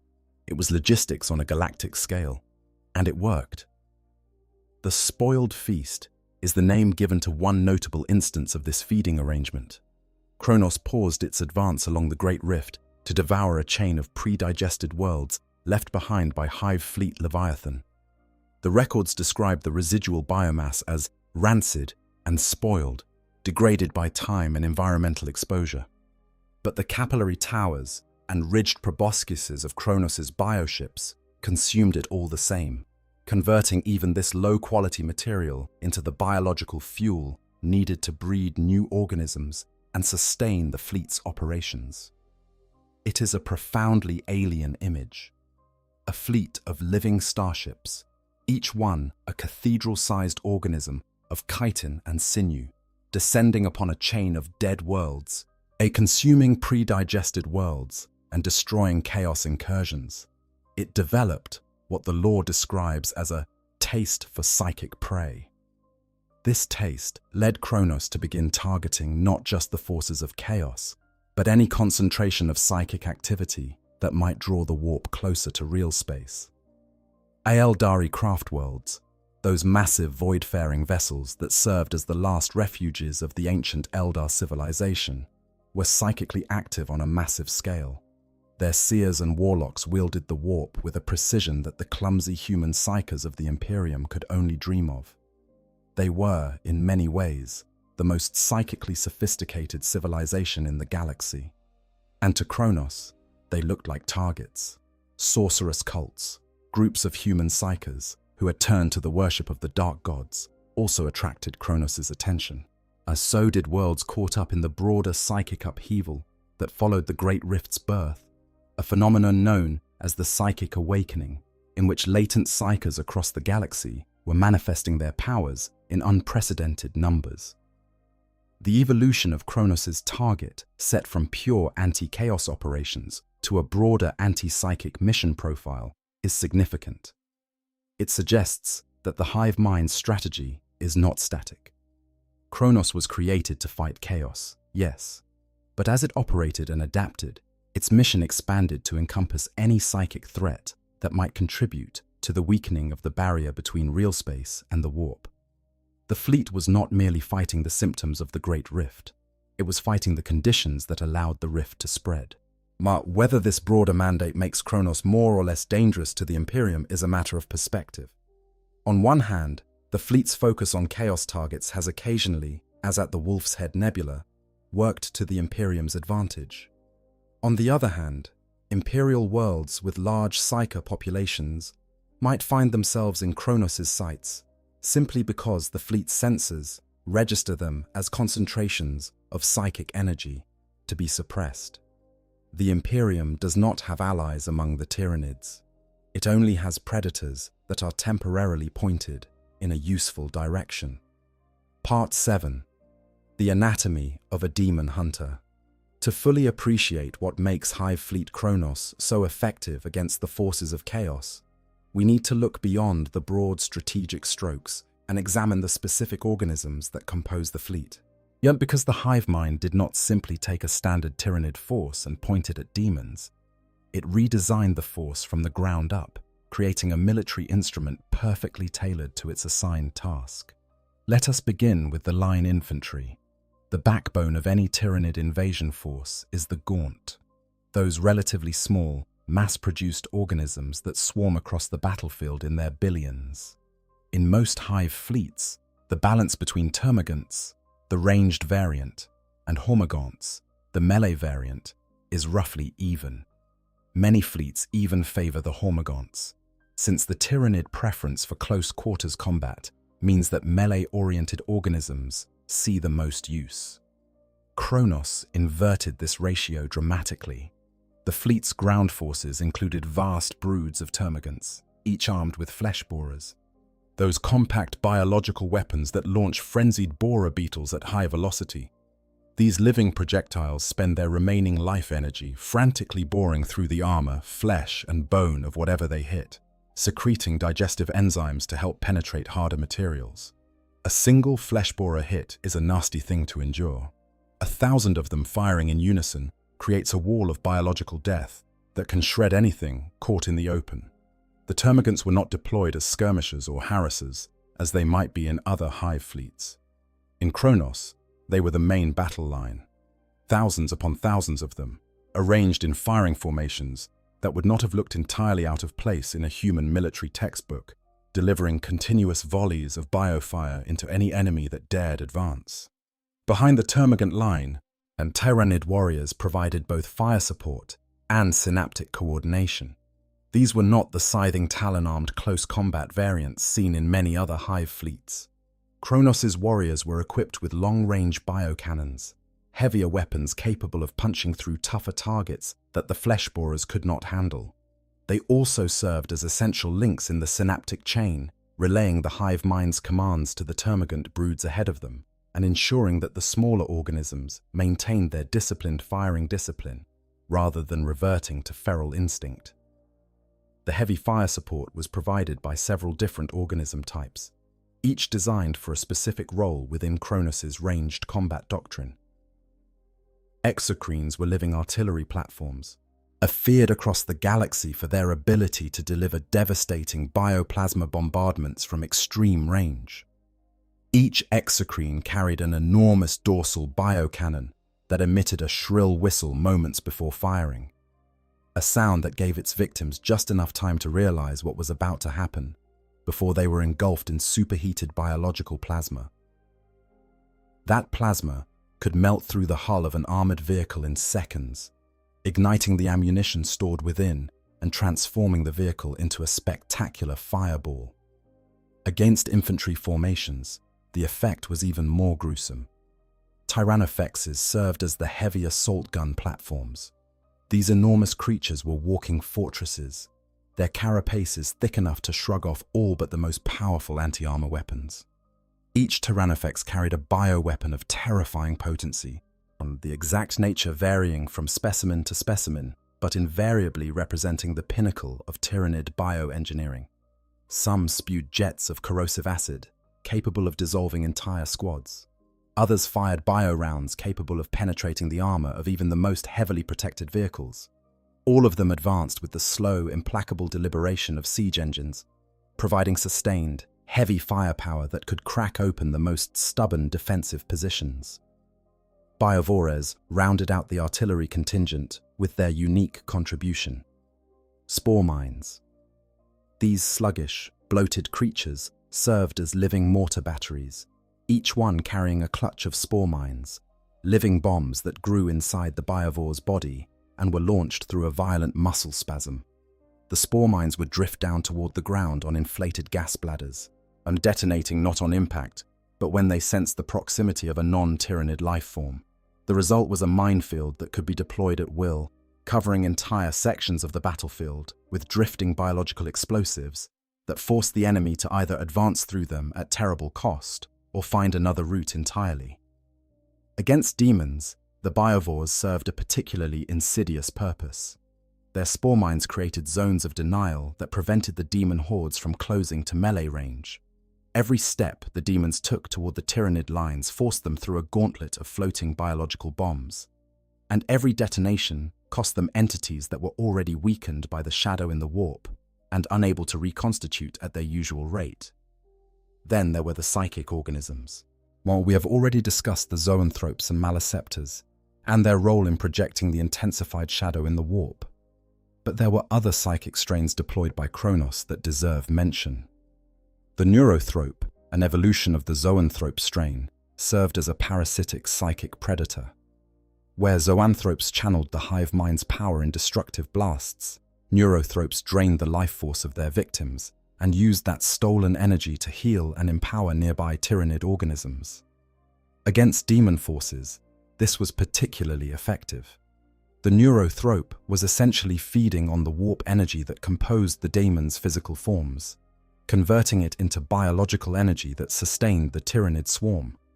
The Daemons were being used as fuel, their very existence powering the machines designed to destroy them. Now, there is something almost poetic about that in a deeply horrifying way.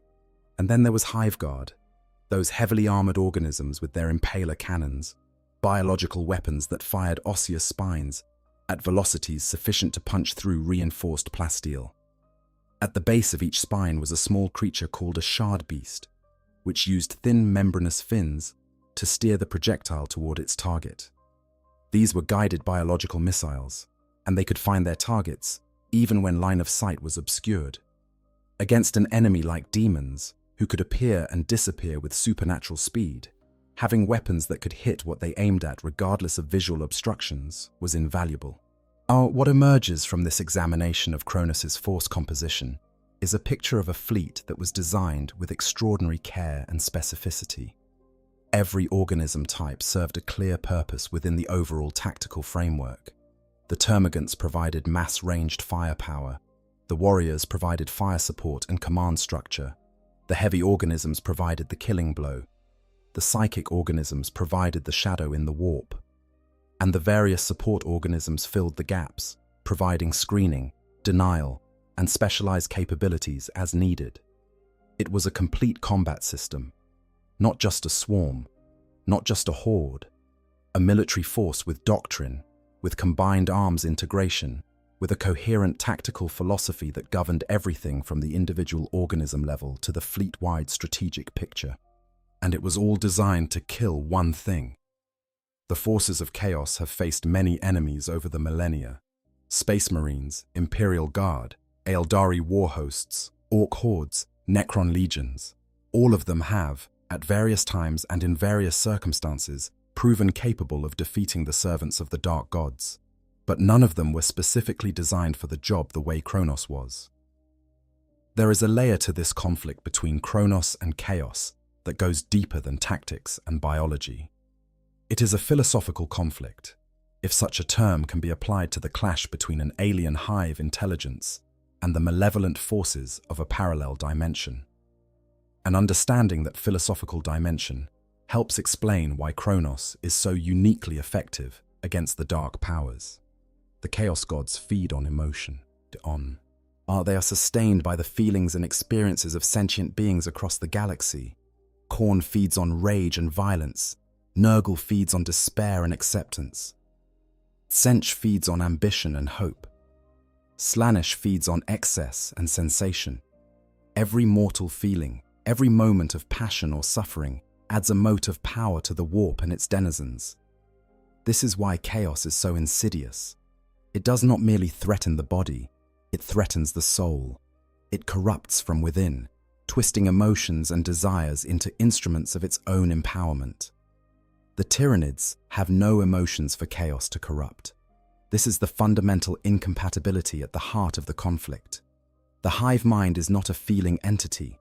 Its organisms do not experience rage, despair, ambition, or excess. They do not have souls in the way that humans or Eldari have souls. The psychic presence they project into the warp is not composed of emotional energy. It is composed of something else entirely, something so alien that even the Chaos Gods seem unable to process it, manipulate it, or feed upon it. When a demon kills a human, Khorne is nourished by the blood spilled and the fury expended. When a demon kills a Tyranid, Khorne receives nothing. The alien ichor that flows from Tyranid wounds does not carry the emotional charge that the blood god craves. The violence of the act, stripped of the psychological context that gives violence meaning to the dark gods, is empty, hollow. A meal with no nutrition. This is why the demons on Shadowbrink grew frustrated. This is why Khorne grew bored. This is why the greater demons eventually abandoned their assault. Then they were fighting an enemy that could not give them what they needed. Every moment spent battling the Tyranids was a moment not spent corrupting and consuming the emotional energy of sentient beings elsewhere in the galaxy. The Tyranids were a waste of the demons' time, and Hive Fleet Kronos exploits this fundamental incompatibility to devastating effect. By seeking out concentrations of chaos corruption and engaging the demonic forces there, Kronos is not just destroying demons. It is depriving the Chaos Gods of territory and influence. Every world that Kronos cleanses of chaos corruption is a world where the Dark Gods can no longer draw sustenance from the suffering of mortal beings. Every warp rift that Kronos seals is a doorway through which chaos can no longer project its power into real space. And every demon that Kronos banishes is an entity that was pulled away from more productive activities to fight an enemy that offered nothing in return. Kronos is not just fighting chaos, it is starving chaos. Just as chaos threatens to starve the Tyranids by corrupting the galaxy's biomass, Kronos threatens to starve chaos by eliminating the foothold the dark powers have established in the material universe. It is a war of mutual deprivation, each side attempting to deny the other the resources it needs to exist. The difference is that the Tyranids can survive without consuming demons. They have biomass from other sources, supplied by Leviathan's feeding operations. But the Chaos Gods cannot easily replace the territory and influence that Kronos is taking from them. Every world lost to the Hive Mind's anti-chaos fleet is a world that required decades or centuries of cultivation through cults, corruption, and warp activity to bring under Chaos's influence. Kronos can undo centuries of Chaos's work in a matter of weeks. It is a profoundly asymmetric war. And for once, the asymmetry favors the Tyranids. There is an irony in all of this that is almost too perfect. The Chaos Gods, those ancient and malevolent intelligences that have manipulated the fates of civilizations for millennia, that have corrupted primarchs and toppled empires, that have schemed and plotted and twisted the course of galactic history to serve their inscrutable purposes, are being outmaneuvered by a predator that does not think in terms of schemes or plots at all. The hive mind does not scheme, it does not plot, it does not manipulate.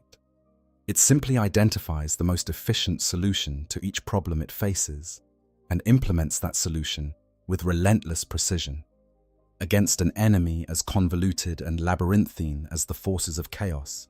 That directness is itself a kind of weapon. The dark gods are accustomed to dealing with enemies who can be tempted, who can be corrupted, who can be turned against each other through clever manipulation of their desires and fears. The hive mind has no desires. It has no fears. It has only the cold, absolute imperative to consume, to adapt, and to grow. And that imperative is proof against every form of corruption the chaos gods can devise. You cannot corrupt a force of nature. You can only endure it or be destroyed by it. And Hive Fleet Kronos is a force of nature aimed squarely at the heart of the dark powers. Part 8. The deeper implications. The existence of Hive Fleet. Kronos raises questions about the Tyranid species that go far beyond the tactical details of any individual campaign. Questions about the nature of the hive mind itself, about the strategic sophistication of the Tyranid species as a whole, and about the future of the galaxy in the face of a threat that can not only adapt to anything, but can do so with what appears to be genuine strategic foresight.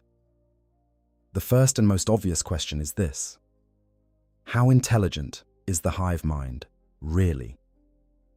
The Imperium has long struggled with this question. Early encounters with the Tyranids fostered a perception of them as a mindless swarm, a biological catastrophe that could be compared to a plague of locusts or a forest fire. Dangerous, certainly. Devastating, absolutely. But fundamentally unintelligent. A natural disaster in alien form.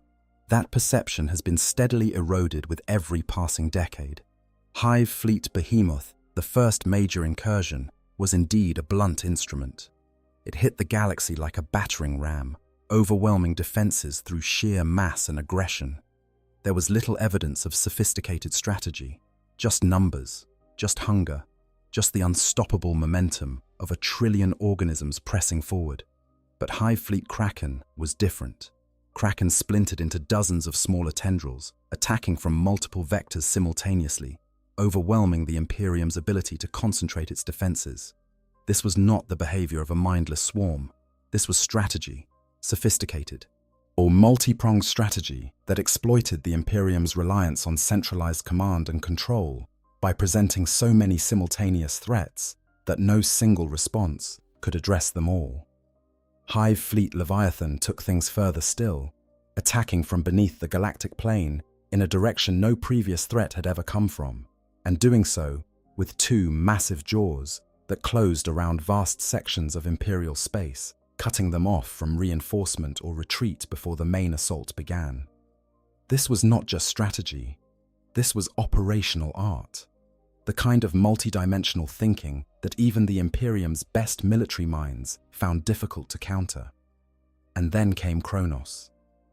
Kronos is not merely strategically sophisticated, it is purposeful, in a way that challenges the fundamental assumptions about Tyranid behavior. Yet the Hive fleets have always been understood as organisms driven by the imperative to consume. They eat, they breed, they expand. Everything they do serves the cycle of consumption and reproduction that keeps the species growing. But Kronos does not primarily consume, it primarily fights.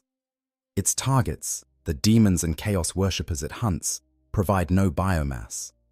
Its operations are sustained not through its own consumption cycle, but through a carefully managed supply chain maintained by another Hive fleet.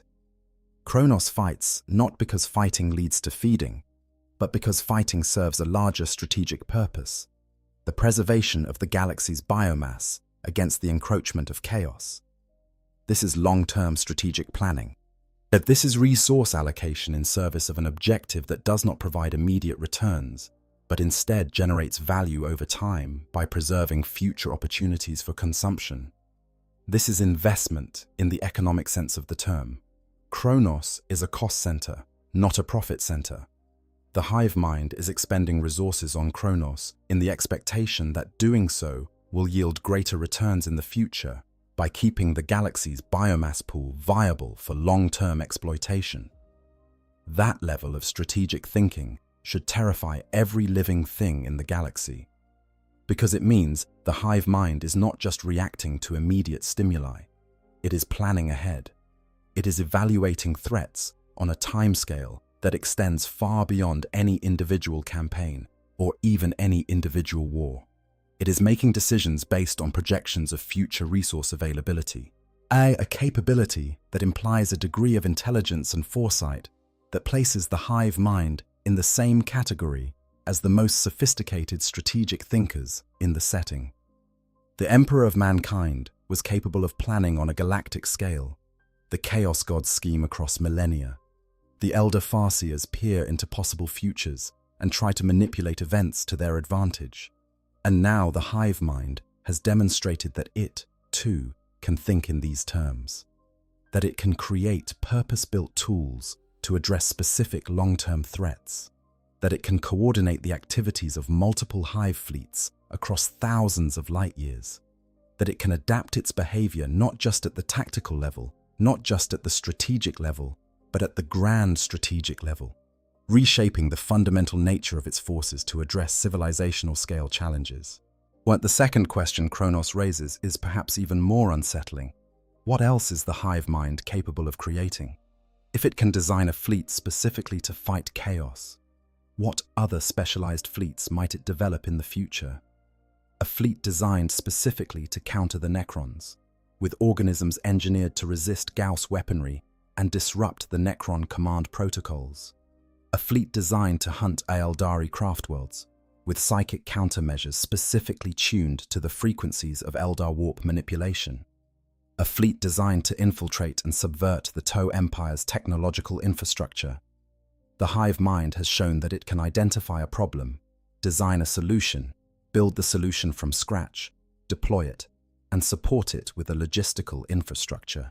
That is the capability set of a galactic-scale military-industrial complex, not a mindless swarm.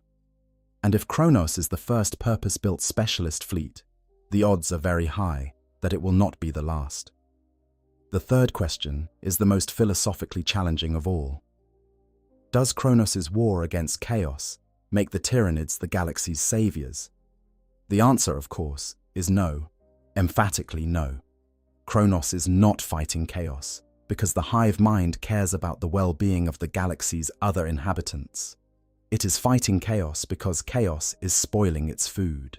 The hive mind's opposition to the forces of the warp is purely self-interested, driven by the same survival imperative that drives everything the Tyranids do.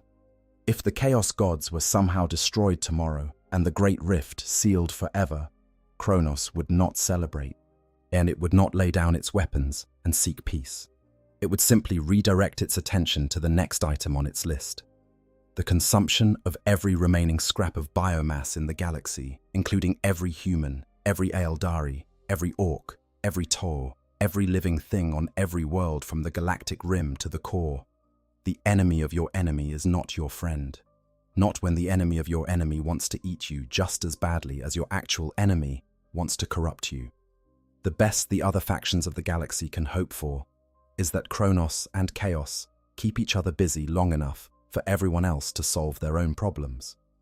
But the galaxy is not that convenient, and the hive mind is not that accommodating. Part 9. The Arsenal of the Hive Mind. We have spoken at length about the strategic and tactical dimensions of Hive Fleet Kronos, but there is another layer to explore. A layer that deals with the specific biological mechanisms the hive mind employs in Kronos' organisms to make them so devastatingly effective against the forces of chaos. Because it is not just the fleet's composition that makes it special. It is the organisms themselves, the way they have been engineered at the genetic level to fulfill their anti-warp mission. The most fundamental of these adaptations is the enhancement of the synaptic network. Every Tyranid hive fleet relies on synapse creatures, those organisms that serve as psychic relay points for the hive mind's commands, to maintain cohesion and coordination across the swarm.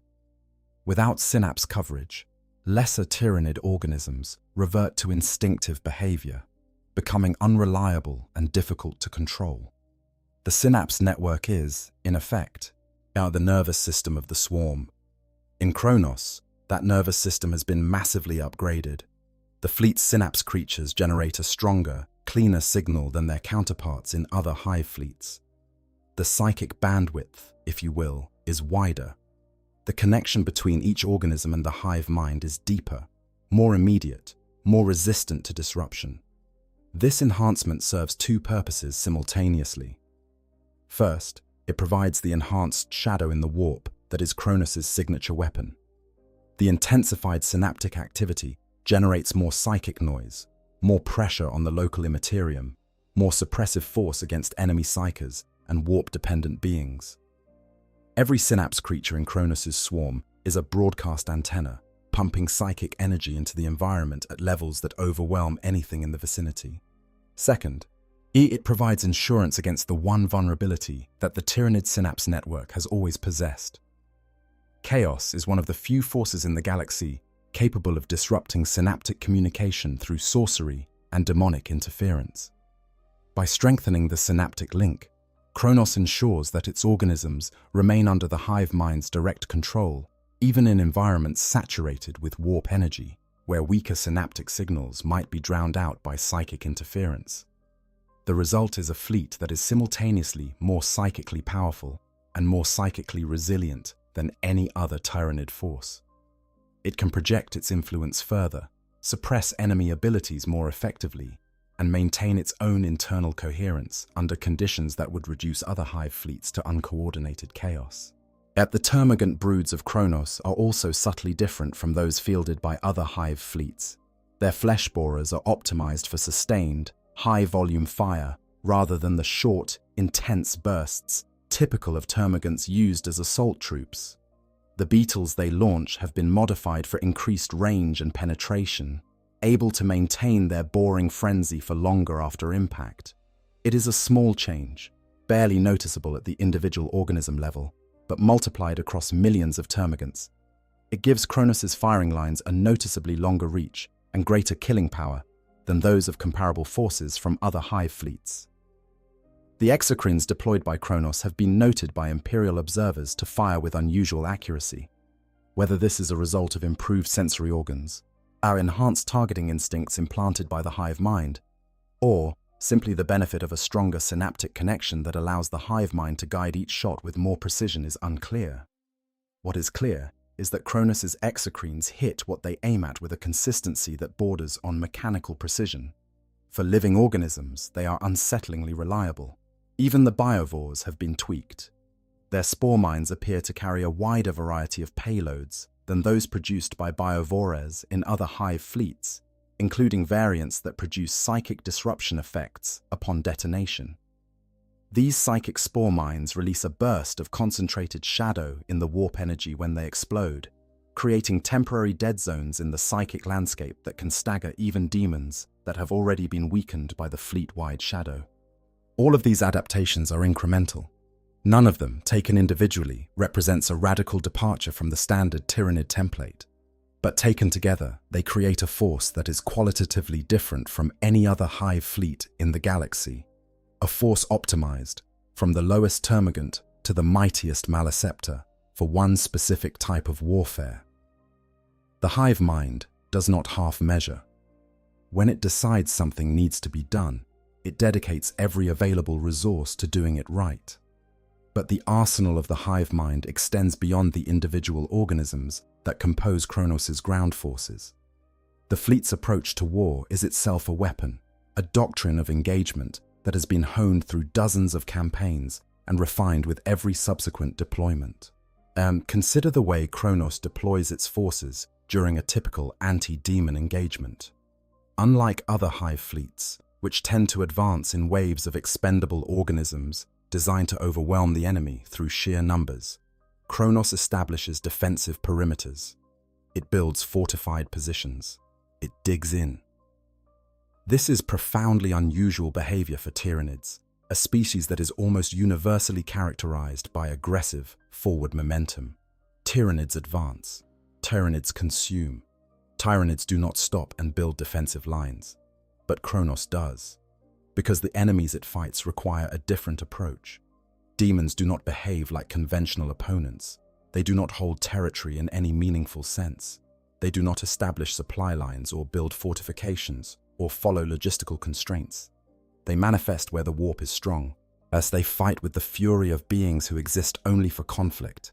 And when they are destroyed, they simply return to the warp, to reform, and manifest again elsewhere. Fighting demons with a conventional offensive strategy is like trying to drain the ocean with a bucket. You can kill them by the thousands, but more will always appear, as long as the conditions that allow their manifestation persist. Kronos' approach is fundamentally different. Rather than trying to kill every demon on a battlefield, Kronos focuses on changing the battlefield itself. Its forces establish overlapping fields of shadow in the warp, creating zones where demonic manifestation is physically impossible. Within these zones, demons already present, weaken and dissolve, their connection to the warp severed by the crushing psychic pressure of the Hive mind's projection. The termagant firing lines serve as a killing ground for any demons that attempt to push through the shadow, while the heavier bioforms, like exocrines and tyrannofexes, eliminate the largest and most psychically potent entities before they can close to melee range. The result is a slow, methodical advance that looks nothing like the frenzied charges typical of other Hive fleets. Kronos moves forward like a tide of silence, the shadow in the warp expanding ahead of its forces like an invisible wall. Demons, caught within that expanding silence, flicker and fade, their forms growing translucent, their screams becoming whispers, their substance thinning like smoke in a strong wind. By the time Kronos' termagant lines reach the positions the demons once held, there is nothing left to fight. The demons are simply gone, pushed back into the warp by a force they cannot resist and cannot understand. It is, in its own terrible way, elegant, a solution as simple and as devastating as the organisms that implement it. The demons cannot fight what they cannot touch, and the shadow in the warp is a force that no demon, no matter how powerful, can physically interact with. It is not a weapon that can be blocked or deflected or countered. It is a fundamental alteration of the psychic environment, a rewriting of the local rules of reality that makes demonic existence within the affected area impossible. This is why Kronos wins. Not through superior firepower, though its firepower is considerable, and not through superior numbers, though its numbers are vast, but through an approach to warfare that targets the very mechanism by which its enemies exist. Kronos does not fight demons. Kronos erases the conditions that allow demons to be present.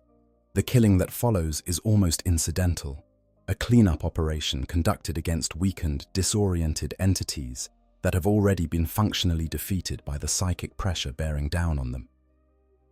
The Chaos Gods have no answer for this. For all their power, for all their scheming and manipulation and cosmic malice, the ruinous powers have not found a way to maintain their servants' grip on reality against the crushing weight of the hive mind's psychic suppression. Individual greater demons, the most powerful servants of the dark gods, beings that can reshape reality around them through sheer force of will, have been observed flickering and destabilizing in the presence of Kronos' intensified shadow. Creatures that could face down an entire company of space marines and laugh at their weapons are reduced to screaming, incoherent wrecks by the simple proximity of a Tyranid fleet that was purpose-built to deny them existence. There is something deeply satisfying about that, from a narrative perspective. The Chaos Gods, who have spent millennia cultivating their power through mortal suffering and corruption, who have bent entire civilizations to their will through the promise of power and the threat of damnation, who have fought the Emperor himself to a standstill across 10,000 years of war, are being undone by an alien intelligence that does not care about them at all. The hive mind does not hate the Chaos Gods. It does not fear them. It does not even acknowledge them as beings worthy of attention. To the hive mind, they are an environmental hazard, a weather pattern to be mitigated, a pest to be controlled. And the pest control is working. The implications for the broader war between the Materium and the Immaterium are profound. For 10,000 years, the conflict between the forces of order and the forces of chaos has been framed as a spiritual war, a cosmic struggle between faith and corruption, between the light of the Emperor and the darkness of the warp. The weapons used in this war have been faith and prayer and psychic power, and the desperate courage of mortals standing against the incomprehensible. Kronos reframes the entire conflict. It demonstrates that the warp is not an inscrutable supernatural force that can only be opposed through faith and willpower. It is an energy system that operates according to rules that can be exploited, countered, and suppressed by an intelligence with sufficient understanding and sufficient power. The hive mind has done what 10,000 years of imperial theology and Aeldari seercraft failed to accomplish. It has found a reproducible, scalable method for fighting chaos that does not depend on faith, courage, or individual psychic talent. It depends on biology, on the cold, calculating application of evolved psychic counter-pressure against warp manifestation. If the Imperium could understand and replicate even a fraction of what the hive mind has accomplished with Kronos, while the war against chaos would be transformed overnight. Worlds could be cleansed of demonic infestation without the need for massive military operations. Warp rifts could be sealed without the sacrifice of entire populations. The Great Rift itself might be challenged, pushed back, contained, perhaps even closed, but the Imperium cannot understand it. The technology, if it can even be called technology, is biological. It is encoded in the DNA of organisms that were engineered by an alien intelligence operating on principles that human science cannot begin to comprehend. Reverse engineering the shadow in the warp would require a level of understanding of both Tyranid biology and warp physics that the Imperium simply does not possess. And the Adeptus Mechanicus, the institution best equipped to pursue such research, it is constitutionally incapable of doing so because the Mechanicus regards biological innovation as a form of heresy and alien biology as an abomination to be destroyed rather than studied. So the knowledge remains locked within the hive mind, inaccessible to anyone outside the Tyranid species. The galaxy's best weapon against chaos belongs to the galaxy's greatest existential threat. And the irony of that situation is as bitter as it is inescapable.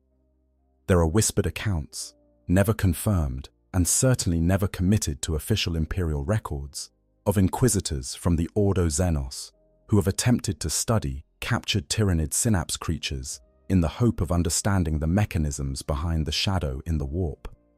These research programs, conducted in the deepest vaults of the most secure inquisitorial facilities, have produced results that are described in the fragmentary reports that survive as inconclusive and deeply concerning. The synapse creatures cannot survive long outside the hive mind's influence.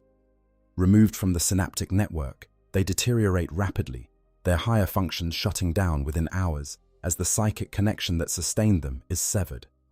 Even during the brief window when they remain functional, studying their psychic output proves extraordinarily difficult.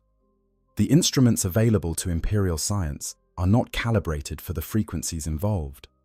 The psychic energy they produce does not behave like the warp phenomena that Imperial researchers are familiar with. It is something else entirely, something that operates on principles that human psychic theory does not account for. One inquisitor, whose name has been expunged from all records, reportedly described the experience of observing a dying zoanthrope's psychic output as listening to a language that my brain could almost understand, but that my soul rejected completely.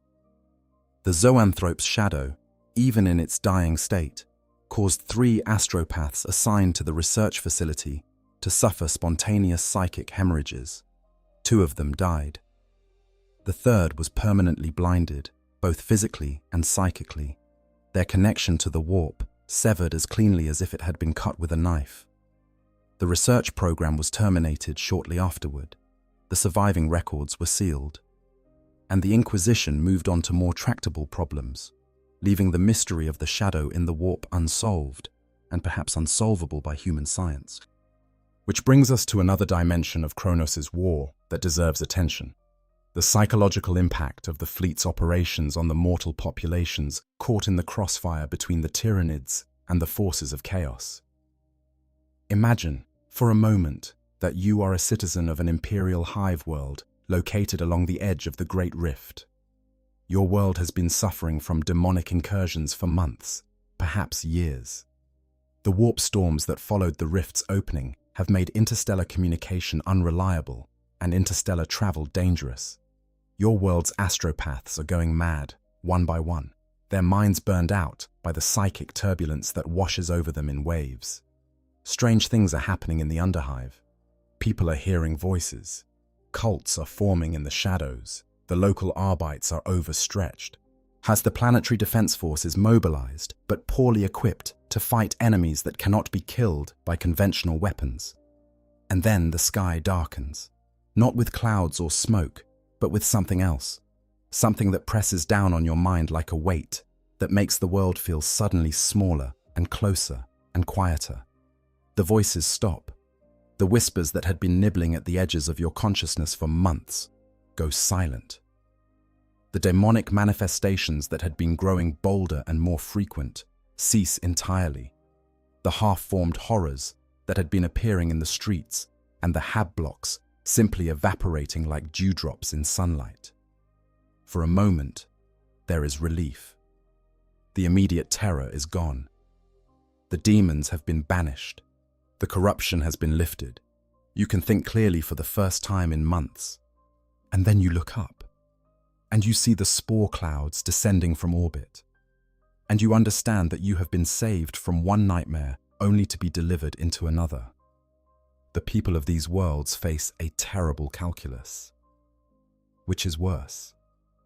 The slow corruption of chaos, the gradual erosion of sanity and soul that comes with prolonged exposure to warp energies, or the swift, total destruction that Kronos brings, the consumption of every living thing on the planet in a matter of days or weeks.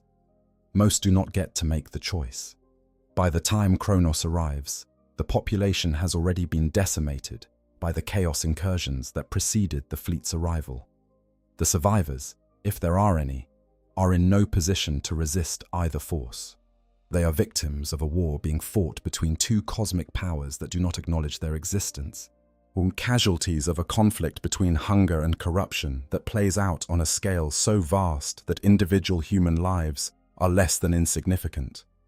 But their suffering is real, and it deserves acknowledgement even in a narrative focused on the grand strategic dimensions of the conflict.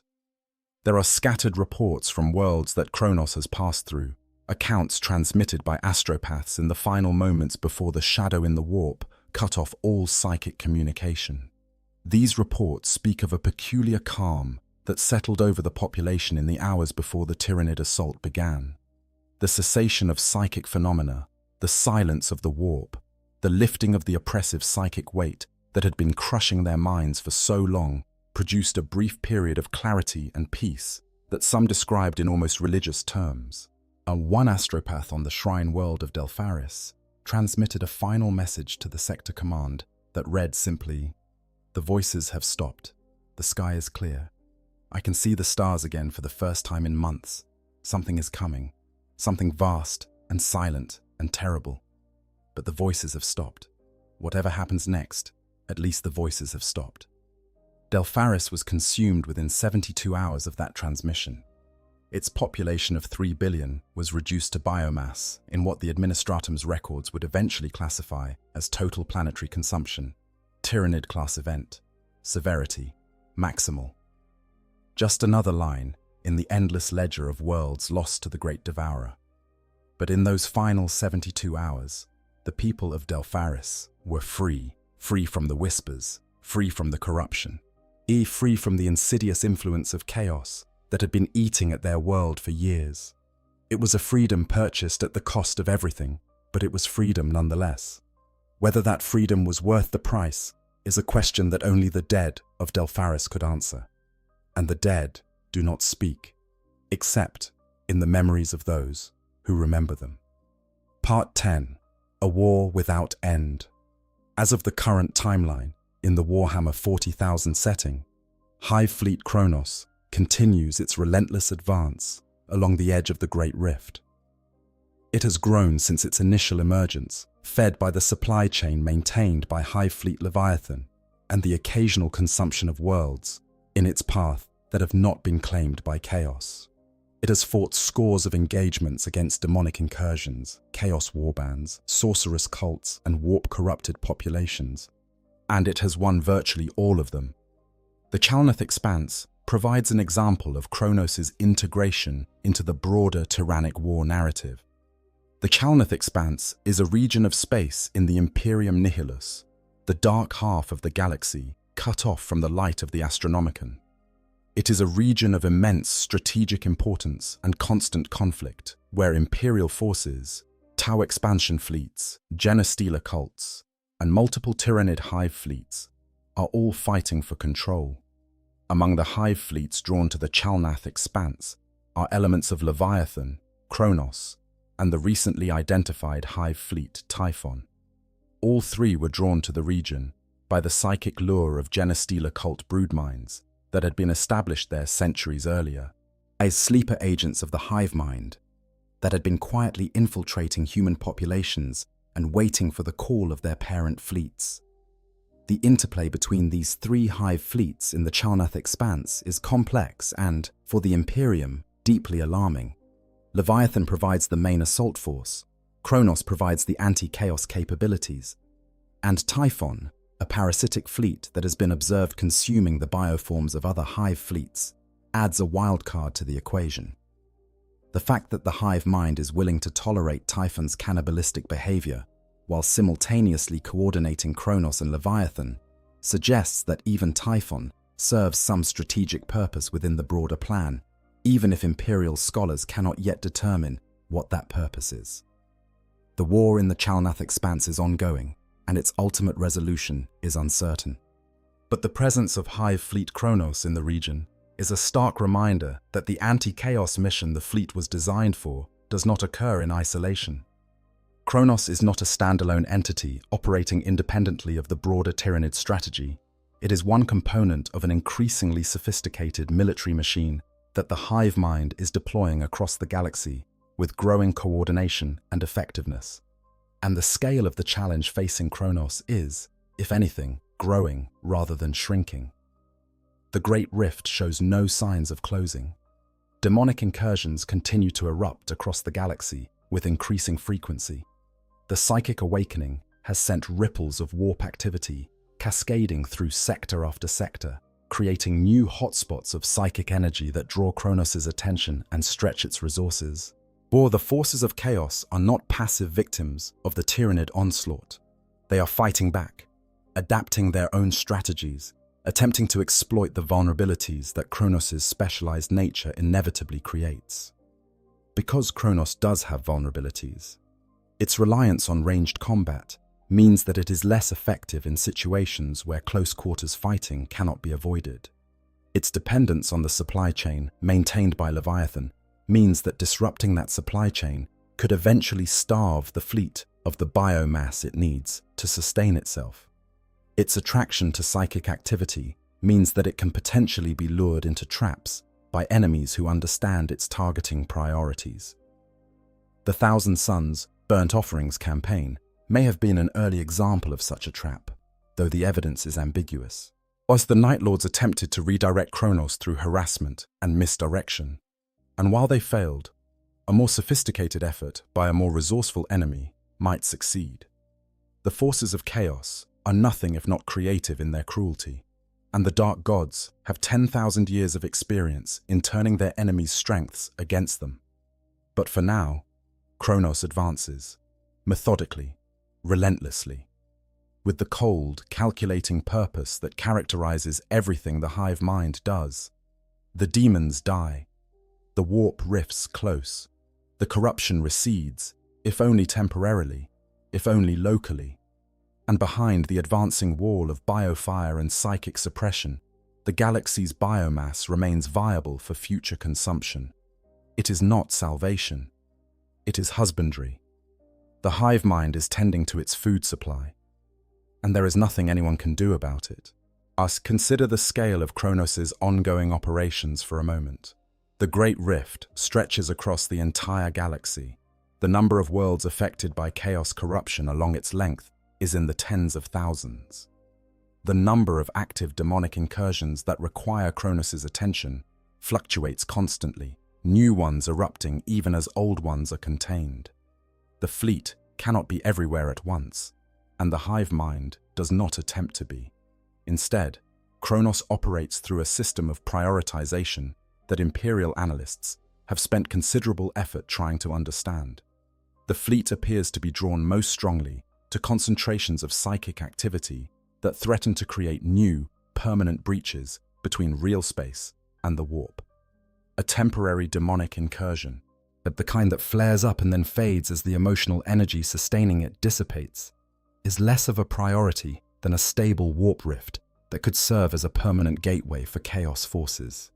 Kronos moves to seal the permanent wounds first, then deals with the temporary flare-ups as resources allow.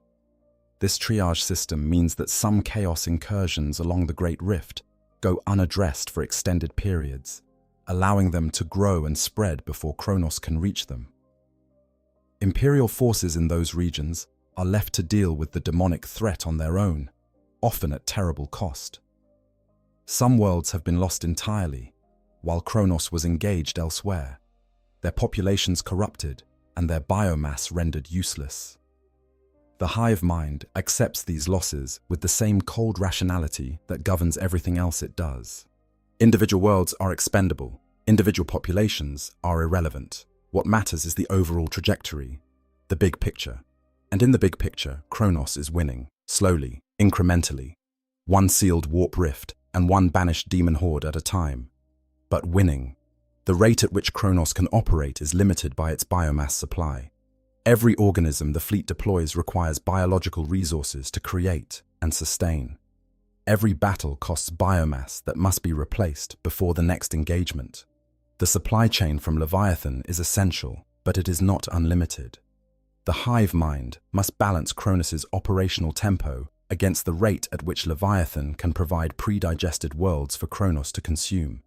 This creates a natural rhythm to Kronos' campaigns, a period of aggressive advance, during which the fleet engages multiple chaos targets in rapid succession, is followed by a period of consolidation, during which the fleet moves to the nearest pre-digested world and feeds.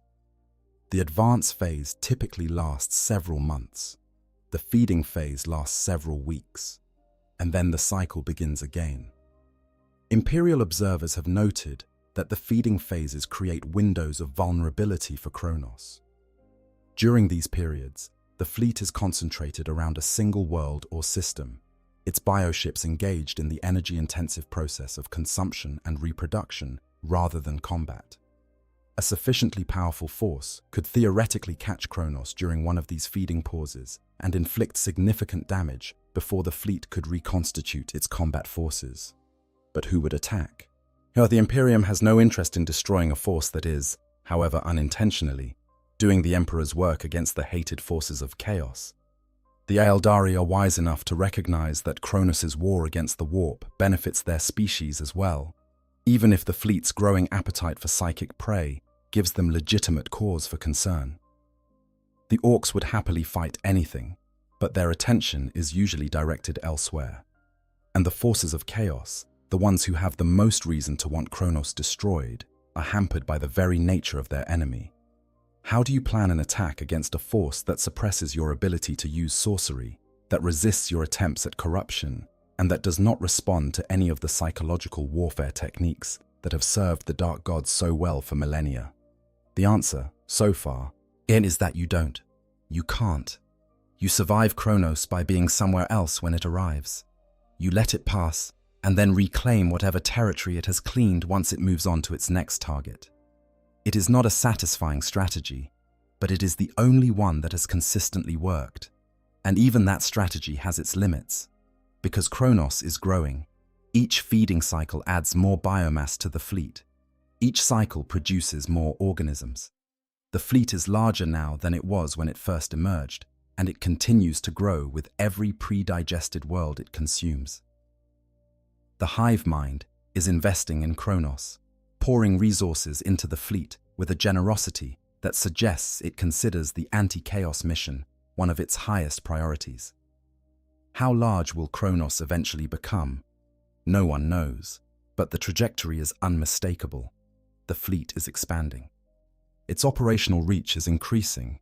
The number of chaos incursions it can address simultaneously is growing, and at some point, if the trend continues, Kronos may become large enough to maintain a continuous presence along the entire length of the Great Rift, sealing warp breaches as fast as they appear and preventing the forces of chaos from establishing any permanent foothold in real space. If that day comes, it will represent a fundamental shift in the galaxy's balance of power. The Great Rift, that terrifying wound that has defined the era Indomitus and reshaped the political landscape of the entire galaxy, would be contained, not healed, not sealed, but contained, managed, kept in check by a force that never tires, never sleeps, never stops, managed by the Hive mind for its own purposes. Part 11. The broader context of the Tyrannic Wars. To fully appreciate the significance of Hive Fleet Kronos, it helps to place it within the broader context of the Tyranid invasion of the Milky Way galaxy. Because Kronos is not an isolated phenomenon. It is one data point in a pattern that, viewed from sufficient distance, reveals something genuinely terrifying about the nature and trajectory of the Tyranid threat.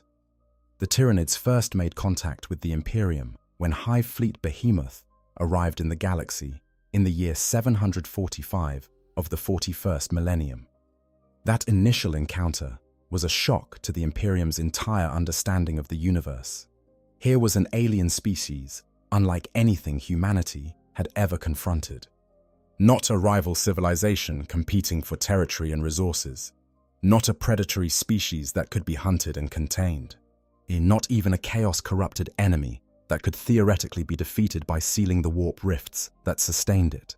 The Tyranids were something entirely new, an extragalactic threat of incomprehensible scale, driven by an alien intelligence beyond human understanding, seeking nothing less than the consumption of all biological life in the galaxy. Behemoth was eventually defeated at the Battle of Macragge, though the victory was Pyrrhic in the extreme. The Ultramarines' entire first company was wiped out. Chapter Master Marneus Calgar was crippled. The planet itself was devastated, and the Imperium learned a hard lesson. The Tyranids could be stopped, but the cost of stopping them was staggering. The second major incursion, Hive Fleet Kraken, arrived in 993 of the 41st Millennium. Kraken was a different beast entirely, quite literally. Where Behemoth had been a single, massive spear thrust aimed at the heart of the Imperium, Kraken divided itself into dozens of smaller tendrils that attacked across a vast front. The strategy forced the Imperium to spread its forces thin, fighting dozens of separate engagements simultaneously. rather than concentrating for a single decisive battle. Kraken was eventually defeated through the combined efforts of Imperial and Aldari forces, but its splintered nature meant that remnants of the fleet continued to plague the galaxy for centuries after the main invasion was broken. Hive Fleet Leviathan, the third major incursion, arrived in 997 of the 41st millennium and represented an escalation that beggared comprehension. Attacking from beneath the galactic plane, a direction no previous threat had ever approached from, whilst Leviathan demonstrated a level of strategic sophistication that forced a fundamental re-evaluation of the Tyranid threat. This was not a mindless swarm. This was a thinking enemy, one capable of analyzing its opponent's defenses and finding novel approaches to circumvent them. The third tyrannic war that Leviathan spawned was a galaxy-shaking conflict that drew in virtually every major faction in the setting. The Imperium fought desperately to hold the line. The Blood Angels and their successor chapters made a legendary stand at the Battle of Baal. Even the Demons of Khorne intervened, with the bloodthirster Kabanda leading a legion of blood demons to destroy a concentration of Tyranid forces in orbit of Baal, not out of any desire to help the Imperium, but because Khorne considered the Blood Angels his prey and would not tolerate the Tyranids taking that prize from him. And then, in the Era Indomitus, after the Great Rift had torn the galaxy apart, the Fourth Tyrannic War began. This conflict saw Leviathan launch an assault of unprecedented scale against the western reaches of the Segmentum Pacificus, with 3 new tendrils designated Nautilon, Promothor, and Grendilus attacking from multiple vectors simultaneously. Now, look at this progression and tell me what pattern you see. Behemoth was a blunt instrument, a single, overwhelming blow. Kraken was a multi-pronged assault, divide and conquer. Leviathan was a strategic masterpiece. Novel approach vectors, coordinated offensives, exploitation of the Imperium's blind spots. And Kronos is a specialized tool, as a purpose-built weapon designed to address a specific strategic challenge. Each successive Hive fleet has been more sophisticated than the last. Each one has demonstrated a higher degree of strategic intelligence, a broader toolkit of military capabilities, a deeper understanding of the galaxy and its inhabitants. The hive mind is learning. With every encounter, every battle, every world consumed, it absorbs not just the biomass of its victims, but their knowledge, their tactics, their strategies. The DNA of conquered species is incorporated into the Tyranid genome. The lessons of lost battles are analyzed and compensated for. The weaknesses exploited by defenders are identified and patched. Kronos is a product of that learning process. It exists because the hive mind fought the demons on Shadowbrink, learned from that experience, and created a fleet specifically designed to win the kind of war that Shadowbrink represented. It is an adaptation on a civilizational scale, the Tyranid equivalent of an entire military doctrine being developed, tested, refined, and deployed in response to a newly identified threat. And the learning continues. Every world Kronos conquers, every demon it banishes, every chaos sorcerer it kills, provides the hive mind with new data, new information about the nature of the warp, the behavior of demons, the tactics of chaos worshippers. That information is fed back into the vast processing network of the hive mind and used to refine Kronos' organisms, its tactics, its strategic deployments. The Tyranids get better at fighting chaos every single day, and they were already winning before they started improving. Imperial scholars who have studied the trajectory of Tyranid evolution have reached a conclusion that they describe in their classified reports as strategically unacceptable. If the trend continues, if each subsequent hive fleet continues to be more sophisticated and more specialized than the last, then the Imperium is not fighting a war against a static threat. It is fighting a war against an enemy that improves faster than anyone can keep up with. An enemy that will eventually have an answer for every trick, every tactic, every weapon in every faction's arsenal. The Strategic Collective, a shadowy council within the Imperium tasked with analyzing the Tyranid threat at the highest levels, has estimated that mobilization levels would need to be increased by a minimum of 500%, effectively including every able-bodied man, woman, and child on every world in 3 entire segmentums, to have even a hope of stopping the Tyranids if and when the main body of the Hive fleets arrives. And even that estimate may be optimistic, because the Hive fleets that have reached the Milky Way so far, all of them, every one, from Behemoth to Kronos and beyond, are believed to be nothing more than scouting forces, advanced tendrils, the leading edge of something so vast that even the hive mind's own ability to project its will across the distances involved is strained. If the full might of the Tyranid species were to descend upon the galaxy, there would be no stopping it. Not with the forces available today, not with the forces that could be mobilized in a generation, not with anything short of a fundamental transformation in the way every faction in the galaxy fights its wars. And Hive Fleet Kronos, this small, specialized anti-chaos force, is a taste of what that future looks like. A future where the hive mind does not merely react to threats, but anticipates them. Where it does not merely consume biomass, but manages it, tending the galaxy like a farmer tending a field, pulling weeds that threaten the harvest. Where it coordinates its fleets not as independent organisms, but as components of a single, unified strategic instrument. That is the future that Kronos promises, and it is a future that should terrify everyone. Part 12. What it all means. We have come a long way tonight. From the catastrophic birth of the Great Rift to the specialized horrors of Hive Fleet Kronos' anti-demon arsenal. Right from the blood-soaked lessons of Shadowbrink to the cold strategic calculations that birthed a fleet designed to hunt the unhuntable. From the individual organisms that compose Kronos' forces to the galactic implications of its existence. So let us take a moment to consider what all of this means. Not just for the lore of Warhammer 40,000, but for the setting as a whole.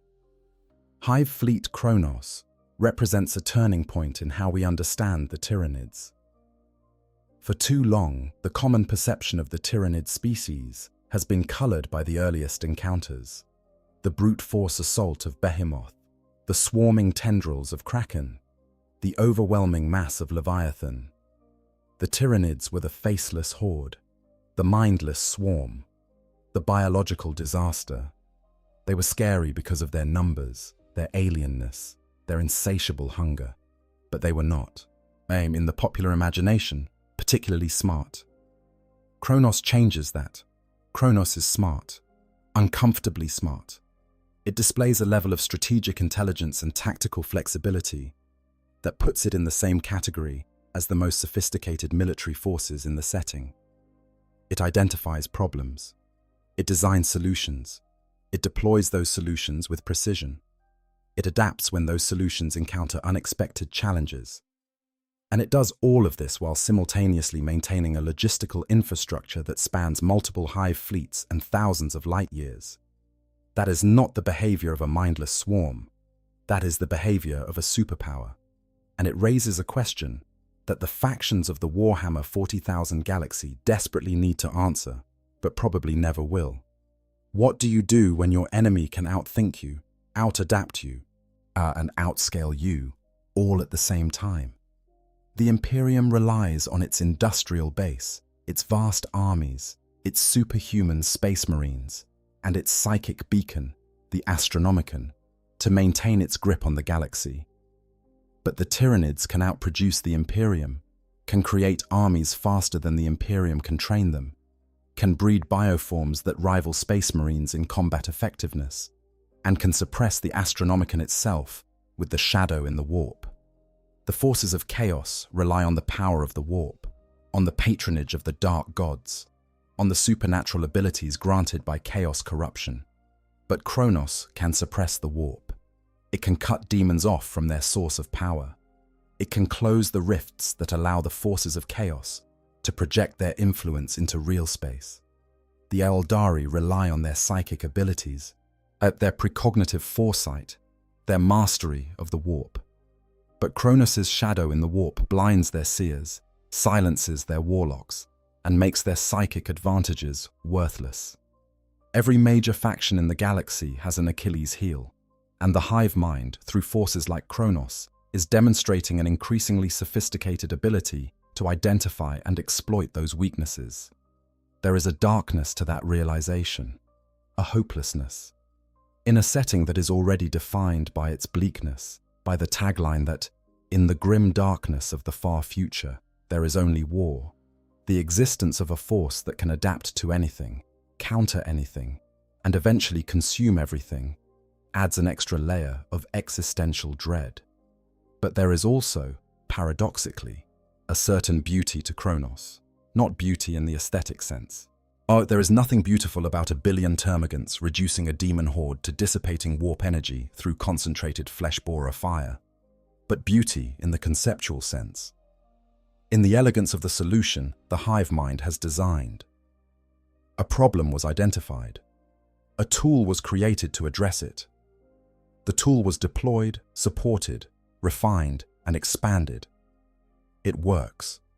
It does what it was designed to do. It will continue to do what it was designed to do for as long as the problem exists. There is a purity to that, a simplicity. In a galaxy drowning in complexity, in the competing schemes of gods and mortals, in the layers upon layers of politics and prophecy and betrayal that characterize every other faction's approach to the challenges they face, the hive mind cuts through all of it with the elegant brutality of a predator that knows exactly what it wants and exactly how to get it. Kronos does not negotiate. It does not compromise. It does not second-guess itself or fall to internal division. It identifies the threat. It moves to the threat. It destroys the threat, and then it moves on to the next one. In a galaxy of complexity, the Tyranids offer a terrible simplicity, and Hive Fleet Kronos is the purest expression of that simplicity yet devised. The demons scream as they are banished, the warp rifts close, the corruption fades, and the swarm moves on, leaving nothing behind but silence and the cold, hard laws of physics, reasserting themselves in the wake of the hive mind's passing. It is not salvation. It is not mercy. It is not justice. It is consumption, deferred. And for now, for this brief, flickering moment in the galaxy's history, the enemies of the Tyranids can take some grim comfort in the fact that the Great Devourer is pointed at someone else. But they should not get too comfortable. The hive mind has a very, very long memory and a very, very big appetite. Somewhere in the darkness between the stars, Hive Fleet Kronos hunts, and the demons, for the first time in their eternal, warp-spawned existence, know what it feels like to be prey. That is where we will leave things for today. If you enjoyed this deep dive into the lore of Hive Fleet Kronos and the terrifying ingenuity of the Tyranid hive mind, make sure to hit that like button and subscribe to the channel. There is so much more to explore in the grim darkness of the far future, and I cannot wait to share it with you. Until next time, sleep well, and try not to think too hard about what might be drifting through the void, just beyond the edge of sensor range, waiting for the signal to advance. Thank you for listening. I hope you guys enjoyed the story. Make sure to hit the subscribe, like, share button, whatever you want. Give me some feedback if there's any. And yeah, sleep well.